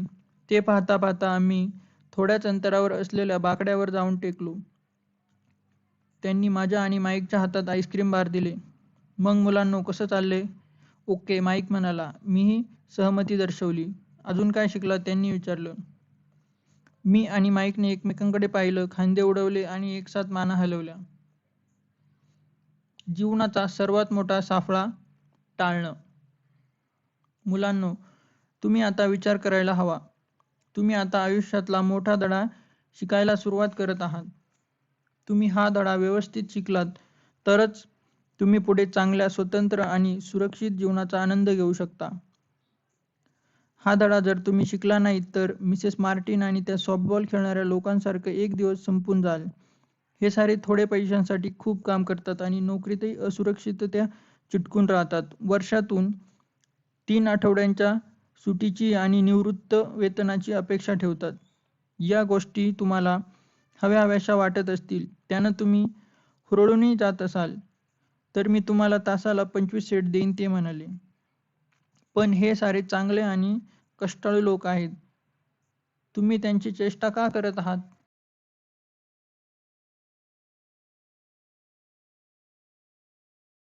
मी बोललो. श्रीमंत डॅडच्या चेहऱ्यावर आता हसू होतं. मिसेस मार्टिन या मला माझ्या आईसारख्या होत्या. मी असा निष्ठुरपणे कधीच वागणार नाही. तुम्हाला मी निष्ठुर वाटतो कारण मी तुम्हाला काहीतरी सांगण्याचा प्रयत्न करत आहे. मला तुमचा दृष्टिकोन घडवायचा आहे. ते झालं की तुम्ही वेगळं काहीतरी पाहू शकाल, अशी गोष्ट जी इतर फारसं कोणी कधीच पाहू शकत नाही, कारण त्यांचा दृष्टिकोनच संकुचित असतो. बहुसंख्य लोक एका सापळ्यात अडकलेले असतात आणि दुःखाची गोष्ट ही की ते तो सापळा पाहूच शकत नाहीत. माईक आणि मी ऐकत होतो. त्यांना जे काही सांगायचं होतं ते आमच्या लक्षात येत नव्हतं. ते निष्ठुर वाटत होते, पण आम्हाला हेही जाणवत होतं की आम्हाला काहीतरी समजायचं, यासाठी त्यांची ही धडपड होती. चेहऱ्यावर थोडंसं हसू आणत ते म्हणाले, तासाला 25 सेंटची कल्पना तुम्हाला बरी वाटली नाही का? तुमच्या हृदयाचे ठोके वाढले नाही का? मी नकारार्थ मान हलवली, पण खरं तर हृदयाचे ठोके वाढलेच होते. तासाला 25 सेंट माझ्यासाठी खूप होते. ओके, मग मी तुम्हाला तासाला $1 देईन, लबाडपणे हसत रिच डॅड म्हणाले. आता माझं हृदय प्रचंड वेगानं धडधडू लागलं होतं. ही ऑफर स्वीकार, असं माझा मेंदू किंचाळून सांगत होता. जे काही ऐकत होतो त्यावर माझा विश्वासच बसत नव्हता. तरी देखील मी काहीच बोललो नाही. ओके, तासाला $2. आता तर माझ्या छोट्याशा हृदयात आणि मेंदूत स्फोटच झाला. हे साल होतं 1956. तासाला $2 मिळाले असते तर मी नक्कीच जगातला श्रीमंत मुलगा झालो असतो. एवढ्या पैशाची मी कल्पनाही केली नव्हती. मला हो म्हणायचं होतं. हा करार व्हावा असं मनापासून वाटत होतं. आता माझ्या डोळ्यासमोर नवी सायकल आणि बेसबॉलचे नवे ग्लोव्हजही दिसू लागले होते. माझ्या हाती पैसे असतील तेव्हा भोवती मित्रही जमणार होते. त्याहीपेक्षा जिमी आणि त्यांचे मित्र मला गरीब म्हणणार नव्हते. माझ्या डोळ्यासमोर ही सारी चित्र उभी राहत होती. पण काय झालं माहीत नाही. मी काहीच बोललो नाही. कदाचित खूप भावना दाटून आल्यामुळे माझ्या मेंदूतल्या फ्यूज उडाला असावा, पण कुठेतरी खोलवर मनात ते तासाला $2 हवे होते. आता हातात आईस्क्रीम वितळून ओघळू लागली होती. हातात फक्त काडीच होती. त्यावरचं व्हॅनिला आणि चॉकलेट माझ्या हातावरून ओघळलं होतं. विस्फारलेल्या डोळ्यांनी एकटक पाहणाऱ्या मुलांकडे त्यांचे डॅड पाहत होते. मुलांचा मेंदू रिकामाच झाला होता. त्यांना हे माहीत होतं की आमच्या मनात कुठेतरी हा करार स्वीकारण्याची भावना आहे. माणसाच्या मनाचा एक भाग दुबळा असतो, तो विकत घेता येतो, हेही त्यांना माहीत होतं. त्याचबरोबर त्यांना हेही माहीत होतं की याच मनाचा एक भाग खणकर आणि निग्रही असतो, तो विकला जाऊ शकत नाही. यातला बलवान कोण, एवढाच प्रश्न असतो. त्यांनी तर अशा हजारो मनांची चाचणी घेतली होती आणि आता आमची घेत होते. ओके, तासाला $5, ते म्हणाले. हे ऐकलं आणि अचानक मला खूप शांत वाटायला लागलं. खळबळ संपली. काहीतरी बदल नक्कीच घडला होता. ही ऑफर खूपच मोठी होती. त्या काळात मोठ्या माणसांनाही तासाला $5 मिळत नव्हते. तरी देखील माझ्या मनातला मोह अदृश्य झाला होता आणि शांतता पसरली. मी माईककडे पाहिलं. त्यानेही माझ्याकडे पाहिलं. आमची नजरानजर शांत झाली. आणि माझ्या मनाचा कमकुवत भाग शांत झाला. आता कणखर भागानं माझा ताबा घेतला होता. पैशामुळे डोक्यात जे काही विचार सुरू झाले होते ते स्वच्छ झाले. मी शांत झालो होतो आणि माईकचंही तसंच झालं आहे यावर माझा विश्वास होता. छान. श्रीमंत डॅड हळुवारपणे म्हणाले, प्रत्येक व्यक्तीची एक किंमत असते. ही किंमत ठरते ती भय आणि लोभ या भावनांमुळे. सुरुवातीला पैसे नसल्याच्या भावनेमुळे आपण नोकरी करण्यासाठी प्रवृत्त होतो. पगाराचा चेक हाती पडल्यानंतर तीव्र इच्छा किंवा लोभ या गोष्टी आपल्याला त्या पैशातून विकत घेण्याजोग्या गोष्टीकडे वळवतात. मग आपण होतो एक नमुना. कोणता नमुना, मी विचारलं. उठा कामाला जा, बिलांचे पैसे चुकते करा. उठा कामाला जा, बिलांचे पैसे चुकते करा. हा नमुना. ज्याचं आयुष्य भय आणि लोभ या भावनांनी कायम व्यापलेलं असतं, त्यांना जास्त पैशांचं प्रलोभन दाखवलं की ते खर्चात वाढ करतात आणि हे चक्र सुरूच राहतं. याउलट मी रॅट रेस म्हणतो. मग यावर दुसरा मार्ग आहे का, माईकने विचारलं. हो, पण फारच कमी लोकांना तो सापडतो, डॅडनं उत्तर दिलं. तो मार्ग कोणता, माईकने विचारलं. तुम्ही मुलं माझ्यासोबत काम कराल, अभ्यास कराल तर तुम्हालाच सापडेल तो मार्ग. मला अशी खात्री आहे. म्हणूनच मी तुमच्यासमोरच पगाराचे सगळे पर्याय काढून घेतले. काहीतरी सांगा ना, माईकने विचारलं. खरं तर काहीच मिळत नसतानाही खूप काम करून आम्ही कंटाळलो आहोत. आधी मला खरं सांगा. आम्ही खोटं बोलत नाही, मी म्हणालो. तुम्ही खोटं बोलता असं मी म्हणतच नाही. फक्त खरं काय ते सांगा, डॅड म्हणाले. कशाबद्दल खरं सांगायचं, मी विचारलं. तुम्हाला मनापासून काय वाटलं ते, आणि जे काही वाटलं ते तुम्ही इतर कोणालाही सांगायचं नाही. जे सांगायचं ते स्वतःच्या मनाला सांगायचं. तुम्हाला असं म्हणायचं आहे का की या बागेतले लोक, तुमच्यासाठी काम करणारे कर्मचारी, मिसेस मार्टिन हे करत नाहीत, मी विचारलं. त्याविषयी माझ्या मनात शंका आहे. त्यांना पैसे नसल्याचं भय वाटत असलं, परिस्थितीच्या धैर्याला तोंड देण्याऐवजी, त्यावर विचार करण्याऐवजी ते त्या भीतीला प्रतिसाद देतात. डोक्याचा उपयोग करण्याऐवजी भावनांच्या आहारी जातात. तुमच्या डोक्यावर चापटी मारत श्रीमंत डॅड म्हणाले. नंतर त्यांच्या हाती थोडे पैसे पडतात. ते मिळाले रे मिळाले की आनंद, तीव्र इच्छा आणि लोभ त्यांचा ताबा घेतात. या गोष्टी लक्षात घेण्याऐवजी त्या भावनांना प्रतिसाद देतात. म्हणजे त्यांच्या भावना विचार करतात, माईक म्हणाला. अगदी बरोबर, डॅड म्हणाले. त्यांना मनापासून काय वाटतं हे सत्य पचवण्याऐवजी ते या भावनांचा प्रतिसाद देतात. असा विचार करायचा त्यांना भय वाटतं, त्यामुळे ते कामाला जातात.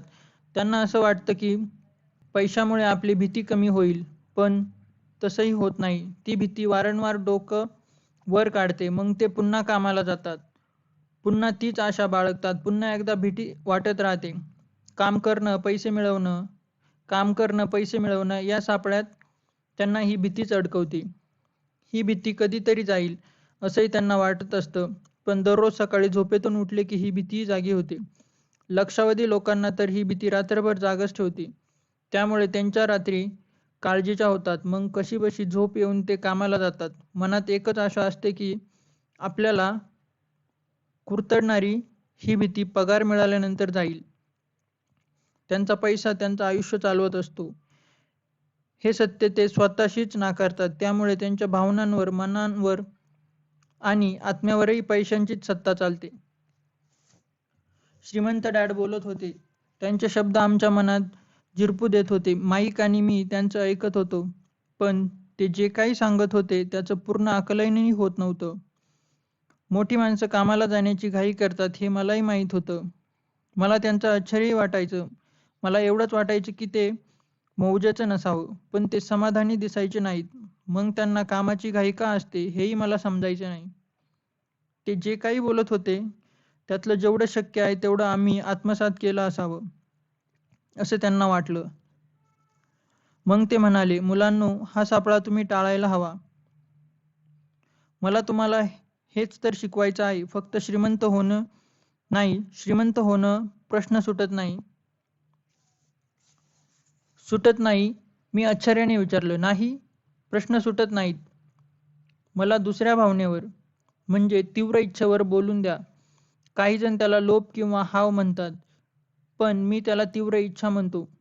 एखाद्या चांगल्या मोहक मौजेच्या किंवा खळबळजनक गोष्टीची इच्छा करणं योग्य आहे. म्हणूनच माणसंही पैशांसाठी नाही तर इच्छेसाठी काम करतात. त्यांना पैशांची तीव्र इच्छा असते. त्यांना वाटतं की आपण आनंद विकत घेऊ शकतो, पण ते पैशांनी जो आनंद विकत घेतात तो थोडा काळच टिकतो. मग त्यांना अधिक आनंद, अधिक सुरक्षितता, अधिक सुखसोयी मिळवण्यासाठी अधिक पैशांची गरज भासते. भीती आणि तीव्र इच्छा यामुळे त्यांच्या जीवाला ती काळजी लागून राहिलेली असते. ती पैशानं दूर होईल असा विचार करत ते काम करत राहतात, पण पैसा हे करू शकत नाही. श्रीमंत सुद्धा? माईकने विचारलं. हो, यात श्रीमंत लोकही येतात. खरं तर अनेक श्रीमंत माणसेही श्रीमंत असतात. ती तीव्र इच्छेमुळे नव्हे तर तीव्र इच्छेमुळे किंवा भीतीमुळे. पैसा नसण्यानं गरीब असल्याचं भय पैशामुळे नाहीसं होतं असं वाटून ते मोठ्या प्रमाणावर पैसा साठवतात. नंतर त्यांच्या लक्षात येतं की भीती आता अधिकच वाढलेली आहे. आता त्यांना गमावण्याची भीती असते. माझ्या काही मित्रांकडे भरपूर पैसा आहे तरी देखील ते खूप काम करतात. माझ्या माहितीत अशी काही माणसं आहेत ज्यांच्याकडे लक्षावधी डॉलर्स आहेत, पण गरीब असताना ते जेवढे घाबरलेले नव्हते तेवढे आता आहेत. आपण पैसे गमावू अशी त्यांना भीती वाटते. ज्या भीतीपोटी ते श्रीमंत झाले ती भीती नाहीशी होण्याऐवजी आता जास्तच वाढली आहे. त्यांच्या मनाचा दुबळा आणि गरजू भाग आता वरचढ झाला आहे. विकत घेतलेली मोठी घरं, गाड्या आणि उच्च राहणी गमावण्याची त्यांना भीती वाटते. आपण पैसे गमावले तर मित्र काय म्हणतील याची त्यांना भीती वाटते. भरपूर श्रीमंत असलेले अनेक जण मनाने दुबळे आणि निराश आहेत. मग गरीब माणूस अधिक सुखी असतो का? मी विचारलं. नाही, मला तर असं वाटत नाही, डॅड म्हणाले.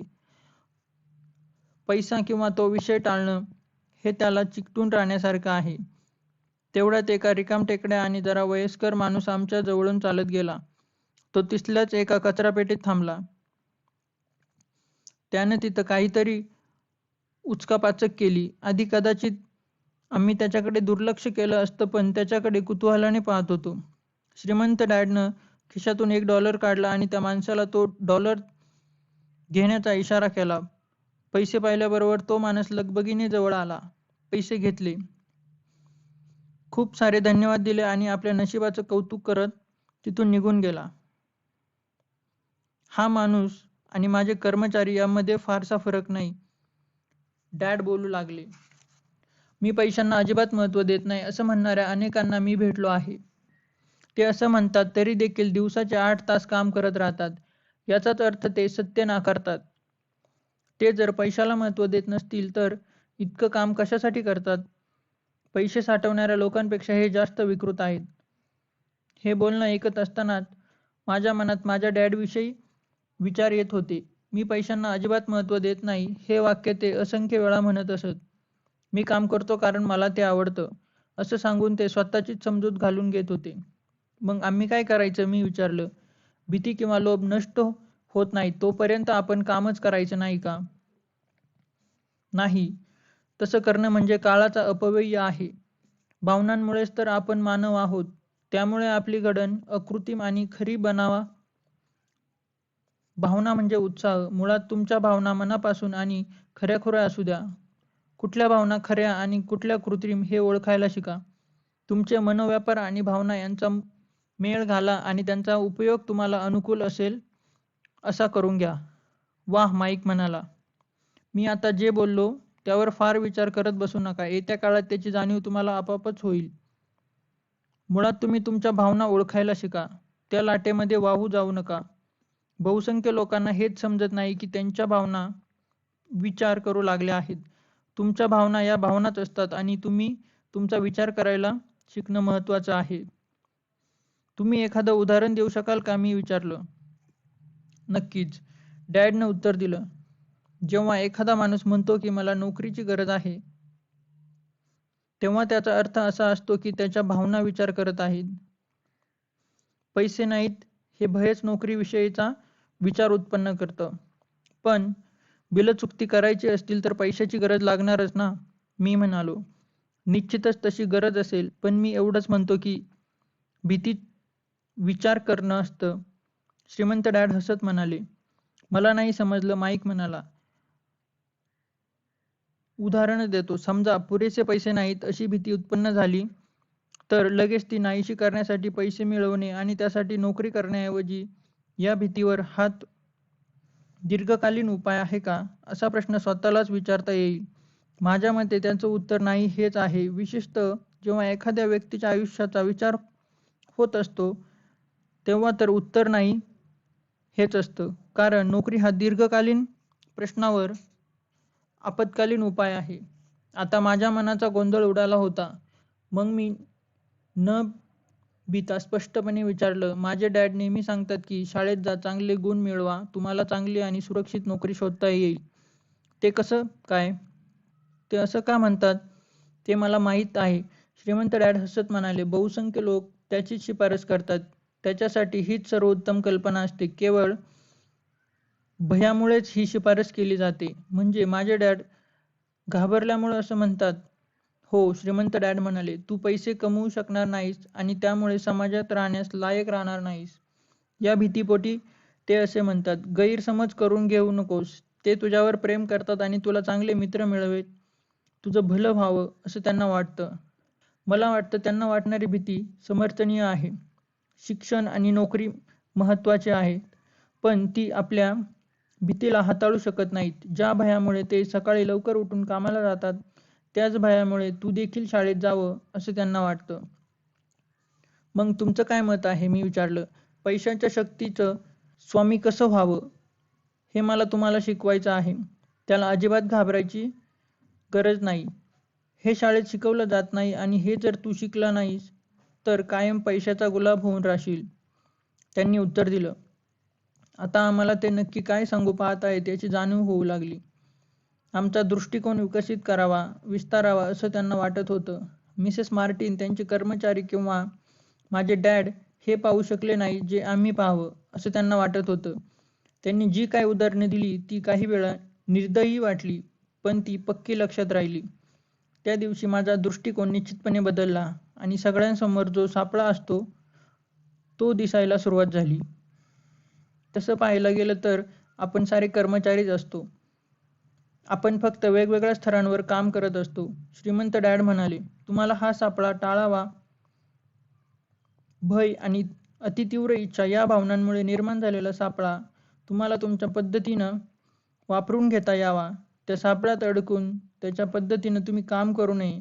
मला तुम्हाला हेच शिकवायचं आहे.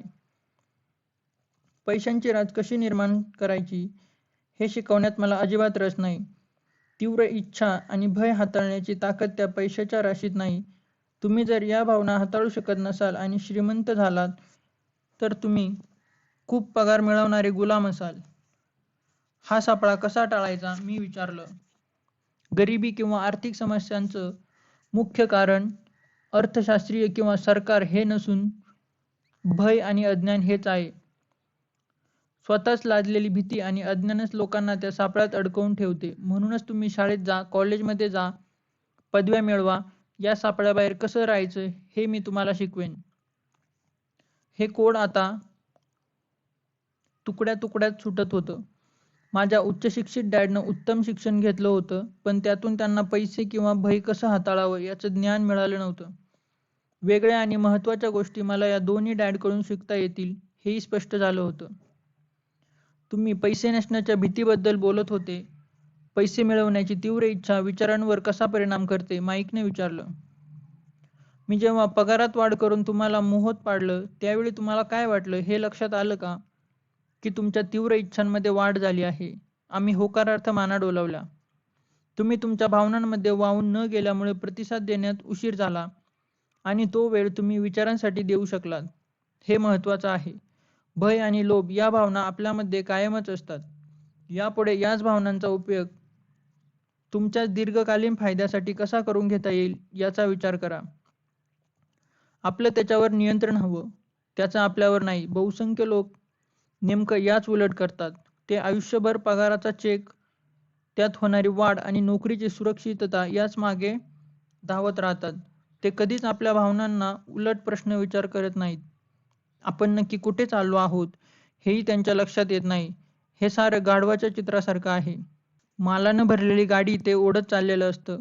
मालक त्याच्या नाकासमोर गाजर धरून बसलेला असतो. मालक त्याला हवं तिथं जात असतो. गाढव मात्र त्या गाजराच्या मोहामागे धावत असतं. ते काम झालं की दुसऱ्या दिवशी दुसरं गाजर हजर असतं. याचाच अर्थ मी ज्यावेळी बेसबॉलचे नवे ग्लोव्ज, कँडी आणि नव्या खेळांचं चित्र रंगवेल ते गाजर होतं, माईकनं विचारलं.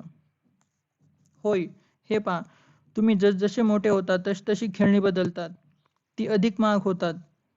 मग नवी गाडी, मोठं घर, बोट अशी गाजरं समोर येतात. भीती तुम्हाला घाबरवून दाराबाहेर ढकलते आणि तीव्र इच्छा तुम्हाला पुकारून, भुलवून खडकाळ भागात घेऊन जातात. यालाच सापळा म्हणतात, असे ते हसत म्हणाले. मग यावर उत्तर काय? माईकनं पुन्हा विचारलं. ज्ञानाचा अभाव असेल तर भव्य इच्छा आणि भय अधिक प्रखर होतात. म्हणूनच खूप संपत्ती असलेले लोक जसे जसे अधिक श्रीमंत होतात तशी तशी त्यांची भीती वाढत जाते. पैसा हे गाजर आहे, ते मोहजाल आहे. गाढवानं जर पूर्ण चित्र पाहिलं तर तो गाजराच्या मागे धावण्याचा फेरविचार करेल. मग श्रीमंत डॅडनं समजावून सांगितलं की माणसं आयुष्य हे अज्ञान आणि रोषणाई यांच्यातील झगडा आहे. त्यांनी हेही समजावून सांगितलं की जेव्हा एखादी व्यक्ती स्वतःबद्दलचं ज्ञान आणि माहितीचा शोध घेणं थांबवते तेव्हा त्याच्या आयुष्यात अज्ञान प्रवेश करतं. आपलं मन खुलं करायला शिकणं किंवा मिटून घेणं हा झगडा तर क्षणाक्षणाला सुरू असतो. हे बघा, शाळा देखील खूप खूप महत्त्वाची असते. एखादी गोष्ट, कौशल्य किंवा व्यवसाय शिकण्यासाठी तुम्ही शाळेत जाता. शाळेत गेल्यामुळे तुम्हाला समजायचे नीतिनियम समजतात आणि तुम्ही समाजात मानाने राहायला लागता. प्रत्येक संस्कृतीला शिक्षक, डॉक्टर, मेकॅनिकल, कलावंत, आचारी, उद्योजक, व्यावसायिक, पोलीस अधिकारी, सैनिक यांची गरज असते. या साऱ्या गरजा भागाव्यात, आपली संस्कृती भरभराटीला यावी यासाठी शाळा प्रशिक्षण देत असतात. दुर्दैवानं बऱ्याच लोकांसाठी शाळा ही सुरुवात नसते तर ते शेवट असतो. आता दीर्घ शांतता पसरली होती. श्रीमंत डॅडच्या चेहऱ्यावर मंद स्मित होतं. त्या दिवशी त्यांनी सांगितलेल्या साऱ्याच गोष्टी समजल्या असंही नाही, पण ते काहीतरी वेगळं आहे एवढं नक्कीच समजलं होतं. एखाद्या शिक्षकाचे शब्द वर्षानुवर्षे लक्षात राहतात तसं काहीसं झालं होतं. आजही या श्रीमंत डॅडचे शब्द माझ्या पक्के लक्षात आहेत. मी आज थोडासा कडक वागलो त्यामागे एक कारण होतं. माझं बोलणं तुमच्या पक्क लक्षात राहायला हवं. तुम्ही नेहमीच मिसेस मार्टिनचा विचार करायला हवा. त्या गाढवाचा विचार करायला हवा. भय आणि तीव्र इच्छा तुमच्या विचारांवर ताबा मिळवतात. हे जर तुम्हाला माहीत नसेल तर तुम्ही आपोआप त्या सापळ्याकडे ओढले जाता. हेही नेहमी लक्षात ठेवा. आयुष्य भीतीच्या छायेत घालवणं, आपल्या स्वप्नांची कुसून छाननी करणं ही निर्दयता आहे. पैसे मिळवण्यासाठी खूप कष्ट करत राहणं, पैशामुळे आपल्या अनेक गोष्टी विकत घेता येतील त्यामुळे आपण समाधानी होऊ असा विचार करणं हे देखील निर्दयताच. बिलांची पैसे देण्याच्या भीतीनं मध्यरात्री जाग येणं ही असहाय्यतेची भावना आहे. पगाराच्या आकड्यानुसार जगणं हे जगणं नाही. नोकरीमुळे आपलं आयुष्य सुरक्षित राहील असं मानणं म्हणजे स्वतःशीच खोटं बोलणं आहे. हा सारा सापळाच आहे आणि तुम्ही तोच टाळायला हवा. हा पैसा माणसांची आयुष्य कशी पळवतो हेही मी पाहिलं आहे. तुमच्याबाबत असं काही घडू देऊ नका. कृपया तुम्ही तुमचं आयुष्य पैशाच्या हाती सोपवू नका, हे सांगत होते. तेवढ्यात एक सॉफ्टबॉल आमच्या पाकड्याशी आला. डॅडनं तो उचलला आणि परत फेकला. अज्ञानाचा भय आणि लोभाशी काय संबंध असतो, मी विचारलं. पैशांच्या अज्ञानामुळे तर भय आणि लोभ निर्माण होतात, हे सांगू लागले. उदाहरणच देतो. समजा डॉक्टर आपल्या कुटुंबासाठी जास्त पैसे हवे असतात तेव्हा तो त्याच्या शुल्कामध्ये वाढ करतो.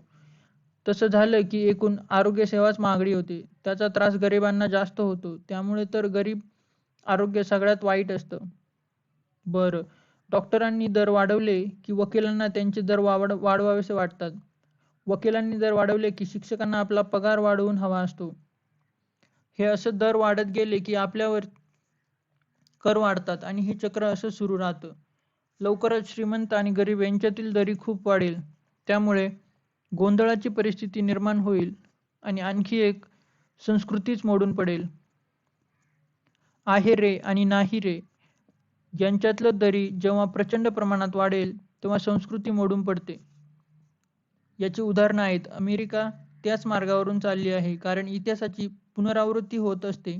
त्याचं कारण आपण इतिहासाकडून काहीच शिकत नाही. आपण फक्त ऐतिहासिक तारखा आणि गाव लक्षात ठेवतो. धडा काहीच घेत नाही. पण काळानुरूप किमती वाढणं हेही अपेक्षित असताना मी विचारलं. जिथं सरकार उत्तम कारभार करत आहे अशा ठिकाणी अजिबात अपेक्षित नाहीत. उलट किमती खाली यायला हव्यात. अर्थात हे सैद्धांतिक आहे. किमती वाढण्याचं कारण अज्ञानामुळे निर्माण झालेला भय आणि लोभातच आहे. आपल्याला शाळेतच पैशाविषयी शिकवलं गेलं तर पैसा अधिक प्रमाणात निर्माण होईल आणि किमती कमी होतील. पण आपल्याकडे शाळा या मुलांना पैशासाठी काम करायला शिकवतात. पैशाच्या शक्तीला आपल्या कामासाठी कसं झुपावं हे त्या शिकवतच नाहीत. आपल्याकडे बिझनेस स्कूल आहेत ना, मग तिथं शिकायला जावं. जसं तुम्हाला का वाटत नाही? माईकने विचारलं. हो, आपल्याकडे बिझनेस स्कूल आहेत, पण तिथं शिकलेले कर्मचारी फक्त आधुनिक कारकून असतात. कारकुनांनी व्यवसाय ताब्यात घेणं नको रे देवा. ते फक्त आकडे पाहतात, लोकांना हाकलवून देतात आणि व्यवसायाचा नाश करतात. हे मला चांगलंच माहीत आहे. कारण मी त्यांना कामावर ठेवतो. त्यांचं लक्ष खर्च कमी करणं आणि किमती वाढवणं यावर असतं. त्यामुळे अडचणी वाढत जातात. बिझनेस स्कूलमध्येही शिक्षण महत्त्वाचं आहे, पण त्याचं संपूर्ण चित्र समोर यायला हवं आणि तेच होत नाही. मग या प्रश्नावरही उत्तर असेलच ना? माईकने विचारलं. हो, नक्कीच. तुम्ही तुमच्या भावनांचा विचार करण्यासाठी उपयोग करून द्यायला शिका. भावनांच्या आवेगात वाहून जाऊ नका. तुम्ही मुलांनी तुमच्या भावनांवर ताबा मिळवलात. तुम्ही जेव्हा विनामूल्य काम करायचा निर्णय घेतलात तेव्हा मला आशा वाटू लागली. त्यानंतर मी तुम्हाला पैशाची बुरळ घातली. तेव्हाही तुम्ही स्वतःवरच ताबा ठेवलात. खरं तर मी तुमच्या भावनांवर हल्लाच केला होता, तरीही तुम्ही विचार केलात. ही पहिली पायरी आहे. त्यांनी उत्तर दिलं. ही पायरी इतकी महत्त्वाची आहे का? मी विचारलं. ते तुम्हीच शोधून काढायला हवं. तुम्हाला जर शिकायचं असेल तर मी पुन्हा ब्रायर पॅककडे घेऊन जाईन. ती जागा जवळजवळ प्रत्येकजण टाळतो. तिथं जायला बहुसंख्य घाबरतात. मी तुम्हाला तिथं नेईन. तुम्ही जर माझ्यासोबत आलात तर पैशासाठी काम करण्याची कल्पना तुम्हीच सोडून द्याल आणि त्याऐवजी पैसे तुमच्यासाठी कसे काम करतात हे शिकाल. आम्ही जर तुमच्यासोबत आलो तर आम्हाला काय मिळेल? मी विचारलं. आणि तुमच्याकडून शिकायचं ठरलं तर काय मिळेल? ब्रायर रॅबिटला जी गोष्ट मिळाली तीच, श्रीमंत डॅड म्हणाले. टारबेबीकडून स्वातंत्र्य. ब्रायर पॅच आहे? मी विचारलं. होय, ब्रायर पॅच म्हणजे आपली भीती आणि लोभ, भय न बाळगणं आणि लोभ, कमकुवतपणा आणि गरजांशी दोन हात करणं, हाच एक मार्ग आहे. हा मार्ग तुमच्या विचारांच्या निवडीतून शोधता येतो किंवा सापडतो. आपल्या विचारांच्या निवडीतून? माईक कोड्यात पडला. होय, भावनांना प्रतिसाद देण्याऐवजी आपण काय विचार करण्याची निवड करायला हवी. अडचणीत सापडल्यावर जाग येणं, अडचणी सोडवण्यासाठी कामावर जाणं, बिलं भागवण्यासाठी पैशांचा विचार करणं, हेच तर सतत सुरू असतं. चिंतन आणि मननामुळे स्वतःचाच एक प्रश्न विचारण्यासाठी वेळ मिळतो. खूप कष्ट करणं हेच या प्रश्नावरचं उत्तर आहे का? हा तो प्रश्न. याचं उत्तर आहे. माझ्यावर भयाचा ताबा आहे आणि तेच उत्तर स्वतःला देण्याची बहुतेकांना भीती वाटते. इतकी की ते विचार करणंच सोडून देतात. त्यामुळे विचारांची निवड करायला हवी. स्वातंत्र्याचा रस्ता तिथूनच जातो. हे करायचं कसं? माईकने विचारलं. तेच मी तुम्हाला शिकवेन. सकाळची कॉफी घटाघटा पिऊन घराबाहेर पडण्यासारखे प्रतिसाद देण्यापेक्षा मी तुम्हाला नीट विचार करण्याची, विचारांची निवड कशी करायची हे शिकवेन. मी याआधी काय सांगितले आहे ते आठवा. नोकरी हे दीर्घकालीन प्रश्नावरचं अल्पकालीन उत्तर आहे. बहुसंख्य लोकांच्या मनात एकच प्रश्न असतो आणि तो अल्पकालीन असतो. महिन्याच्या शेवटी बिलच असतात. हेच टारबेबी. त्याच्याच भीतीमुळे त्यांचं आयुष्य पैशात चालवत असतं. पैशाविषयीच्या भय आणि अज्ञानामुळे ते घडतं असंही म्हणता येईल. त्याच अज्ञानामुळे ते ज्यांच्या वडिलांनी केलं, उठा पैशासाठी कामाला जा, तेही करत आहेत. दुसरा कोणता मार्ग आहे का हे शोधण्यासाठी त्यांच्याकडे वेळ नाही. त्यांच्या भावना त्यांच्या विचारांच्या ताब्यात ठेवतात. हे उलट असायला हवं. भावनेनं विचार करणं आणि डोक्यानं विचार करणं यातला फरक सांगू शकाल का? माईकने विचारलं. हो, मी हे नेहमीच करतो, डॅड म्हणाले. प्रत्येकाला नेहमीच काम करावं लागतं किंवा श्रीमंत लुच्च असतात किंवा मी नोकरी मिळवेन किंवा या पगारासाठी लायक आहे. तुम्ही मला गृहीत धरू नका. अशी वाक्य मी नेहमीच ऐकत असतो. हा झाला भावनिक विचार. इथं मी काही गमवत आहे का? हा झाला डोक्याचा विचार. असे विचार भावनिक विचारांना मागे सारून मुक्त विचार करण्यासाठी मोकळा वेळ देतात. करायला हवं की हा उत्तम धडा होता. कोणीतरी तुमच्याशी चांगल्या भावनेनं आणि विचारांच्या स्पष्टतेनं बोलत असतं तेव्हा तो धडा उत्तमच असतो. विशेष करून जेव्हा माझे विचार स्पष्ट नव्हते आणि मी भावनेच्या भरात होतो. आम्ही आता दुकानाकडे परतत होतो. त्यावेळी श्रीमंत डॅडनं समजावून सांगितलं की श्रीमंत माणसं पैसा निर्माण करतात. ते पैशासाठी काम करत नाहीत. ते म्हणाले की मी आणि माईक जेव्हा पैसे मिळवण्यासाठी शिशातून नाणी पाडत होतो तेव्हा आम्ही श्रीमंत लोक ज्या प्रकारे विचार करतात त्याच्या अगदी जवळ होतो. फक्त ते काम बेकायदेशीर होतं. ते काम सरकार किंवा बँका करू शकतात, आम्ही नाही. त्यांनी मग हेही समजावलं की पैसा मिळवण्यासाठी कायदेशीर आणि बेकायदेशीर असे दोनही मार्ग आहेत. श्रीमंतांना हे माहीत असतं की पैसा हे मोहजाल आहे. जसं गाढवाला गाजराचं असतं अगदी तसंच पैसा हेच एकमेव सत्य आहे असा विचार करून अब्जावधी लोक त्यांच्या मागे धावतात. पैसा ही एक व्यवस्था आहे. सामान्य लोकांचा अंधविश्वास, अज्ञान आणि त्यामुळे निर्माण झालेल्या भ्रामक कल्पनांमुळे जे पत्त्याचं घर उभं असतं. वस्तुत्व अनेक बाबतीत गाढवाचं गाजर हे पैशापेक्षाही जास्त किमती आहे असं ते म्हणतात. ते अमेरिकेतील गोल्ड स्टँडबद्दल बोलले. प्रत्येक डॉलर हा सिल्वर सर्टिफिकेटेड असतो असंही त्यांनी सांगितलं. त्यावेळी अशी अफवा पसरली होती की अमेरिका गोल्ड स्टँडर्ड सोडून सिल्वर सर्टिफिकेशन स्वीकारणार आहे. त्यांना या गोष्टीची काळजी वाटत होती. मुलांनो, असं घडलं तर हाहाकार उडेल. गरीब, मध्यमवर्गीय आणि अज्ञानी लोकांची आयुष्य उद्ध्वस्त होतील. कारण त्यांच्या दृष्टीनं पैसा हेच सत्य आहे. ते ज्याच्यासाठी काम करतात ती कंपनी किंवा सरकार त्यांची काळजी घेईल यावर त्यांचा विश्वास आहे. त्यावेळी ते काय म्हणत होते ते आम्हाला समजलं नाही, पण जशी वर्ष उलटली तसा त्यामागचा अर्थ आम्हाला समजला. ते इतरांच्या नजरेतून सुटतं ते पाहणं. आता आम्ही त्यांच्या दुकानाबाहेर होतो. ते त्यांच्या गाडीत बसत होते. बसता बसता म्हणाले, काम करत राहा. जेवढ्या लवकर तुम्ही पगाराच्या चेकची गरज विसराल तेवढं तुमचं प्रौढ जीवन सुखावह होईल.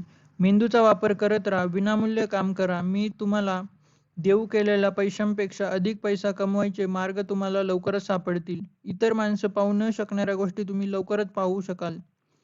पैसा आणि सुरक्षिततेच्या मागे धावताना समोर असलेली संधी अनेकांना दिसत नाही. ती तुम्हाला दिसेल. तुम्हाला ज्या क्षणी अशी संधी दिसेल त्या क्षणापासून पुढे आयुष्यभर अशा अनेक संधी चटकन दिसतील. त्यावेळी तुम्ही अशी संधी पकडून काहीतरी कराल. त्यावेळी मी तुम्हाला वेगळं काहीतरी शिकवेन. सध्या हे शिका आणि आयुष्यातला सर्वात मोठा सापळा टाळा. मी आणि माईक दुकानात गेलो. आमचं सामान घेतलं. मिसेस मार्टिनचा निरोप घेतला. आम्ही पुन्हा एकाच त्याच बाकड्यावर जाऊन बसलो. विचार करण्यात आणि त्यावर चर्चा करण्यात बराच वेळ घालवला. पुढचा आठवडा शाळेच्या विचारात आणि बोलण्यात गेला. त्यापुढचे 2 आठवडे असेच गेले. तिसऱ्या शनिवारी मी मिसेस मार्टिनचा निरोप घेतला आणि माईकच्या पुस्तकांच्या स्टँडकडे आभाळभूतपणे पाहत होतो. आता मला दर शनिवारी 30 सेंट मिळत नसते, त्यामुळे पुस्तक घेणंही शक्य होत नव्हतं. आमचा निरोप घेऊन मिसेस मार्टिन त्यांचं काम करू लागल्या. ही गोष्ट मी याआधी पाहिली नव्हती. म्हणजे पाहिली होती, पण आज त्या दृष्टीनं पाहत होते तशी पाहिली नव्हती. त्या कॉमिक पुस्तकाचं पहिलं पान अर्ध्यावर फाडत होत्या. तो फाडलेला भाग स्वतःकडे ठेवून पुस्तक एका पुठ्ठ्याच्या खोक्यात फेकत होत्या. मग मी त्यांना विचारलं की त्या त्याचं काय करतात. त्या म्हणाल्या, मी ती पुस्तकं फेकून देत आहे. कव्हरचा अर्धा भाग मी पुस्तकाच्या वितरकाला क्रेडिट म्हणून देते. आत्ता तासभरात येईल तो. माईक आणि मी तासभर थांबलो. तो वितरक आला. त्याला आम्हाला कॉमिक पुस्तकं मिळतील का असं विचारलं. तो म्हणाला, तुम्ही या दुकानात काम करत असाल तर मिळतील, पण ती तुम्हाला विकता येणार नाहीत. आमची भागीदारी पुन्हा सुरू झाली. माईकच्या तळघरात एक वापरात नसलेली खोली होती. ती आम्ही माईकच्या आईशी बोलून मिळवली. ती स्वच्छ केली आणि अशी फेकून दिलेली कॉमिक पुस्तकं त्यात साठवू लागलो. लवकरच आमच्याकडे शेकडो पुस्तके जमली. मग आम्ही आमचं कॉमिक पुस्तकाचं संग्रहालय लोकांसाठी खुलं केलं. माईकच्या धाकट्या बहिणीला आम्ही संग्रहालयात काम सांभाळण्यात दिलं. त्यासाठी आम्ही तिला पैसेही देणार होतो. तिला अभ्यासाची आवड होती. तिला आम्ही ग्रंथपाल केलं. आमचं ग्रंथालय शाळा सुटल्यावर 2:30 ते 4:30 या वेळात सुरू राहणार होतं आणि शुल्क होतं 10 सेंट शेजारी. आजूबाजूला राहणारी मुलं आमची ग्राहक होती. ती 2 तास कितीही पुस्तक वाचू शकतील. त्यासाठी हा किफायतशीर सौदा होता, कारण तेव्हा एक पुस्तक 10 सेंटला मिळायचं आणि 2 तासाचे ते 4-5 पुस्तकं वाचत होते. माईकची बहीण प्रत्येक मुलगा बाहेर पडताना त्याची तपासणी करत असे. ती पुस्तकं नीट ठेवायची. रोज किती मुलं आली, ती कोण होती, त्यांचं मत काय होतं याची नोंद ठेवायची. 3 महिन्यातच मी आणि माईक प्रत्येक आठवड्याला सरासरी $9.5 मिळवत होतो. आम्ही माईकच्या बहिणीला आठवड्याला $1 देत होतो. तिला पुस्तक मोफत वाचण्याची मुभा होती, पण ती क्वचितच वाचत असे. ती नेहमी अभ्यासच करायची. प्रत्येक शनिवारी दुकानात काम करून आम्ही आमचा वायदा पाळला. आम्ही आता वेगवेगळ्या दुकानांतून फेकलेली पुस्तकं गोळा करत होतो. एकही पुस्तक न विकण्याचा त्या वितरकासोबत केलेला करारही आम्ही पाळला. वाचून वाचून पुस्तकांच्या चिंध्या झाल्या की आम्ही ते पुस्तक फाडून किंवा जाळून टाकायचो. आम्ही एक शाखा सुरू केली, पण आम्हाला माईकच्या बहिणीसारखी स्वतःला वाहून घेणारी आणि विश्वासू व्यक्ती सापडलीच नाही. अगदी सुरुवातीच्या काळातच आम्हाला हेही सत्य समजलं की चांगली माणसं मिळणं हेही कठीण आहे. ग्रंथालय सुरू होऊन 3 महिने उलटली. एके दिवशी खोलीत मारामारी जुंपली. आसपास राहणारी काही मुलं आत घुसली आणि त्यांनी मारामारीला सुरुवात केली. मग माईकच्या वडिलांनी आम्हाला ग्रंथालय बंद करायला सांगितलं. आमचा व्यवसाय बंद पडला. त्यामुळे आम्ही शनिवारी दुकानात काम करणंही बंद केलं. तरी देखील श्रीमंत डॅड खुश होते. आम्ही आमचा पहिला धडा चांगल्या रीतीने आत्मसात केला होता. ते आता आम्हाला नवीन गोष्टी शिकवणार होते. आता आम्ही पैशानं आमच्यासाठी काम करणं शिकलो होतो. दुकानात काम केल्याचे पैसे मिळत नव्हते, त्यामुळे पैसे मिळवण्यासाठी आम्ही कल्पनाशक्ती वापरली होती. ग्रंथालय सुरू केल्यानंतर पैशाची व्यवस्था आमच्याच ताब्यात होती. आम्ही मालकांवर अवलंबून नव्हतो. सर्वात महत्त्वाची गोष्ट म्हणजे आम्ही तिथं प्रत्यक्षात हजर नसतानाही पैसा निर्माण झाला. आमच्या पैशानं आमच्यासाठी काम केलं. श्रीमंत डॅडनं आम्हाला पैशांऐवजी त्यापेक्षाही खूप काही दिलं.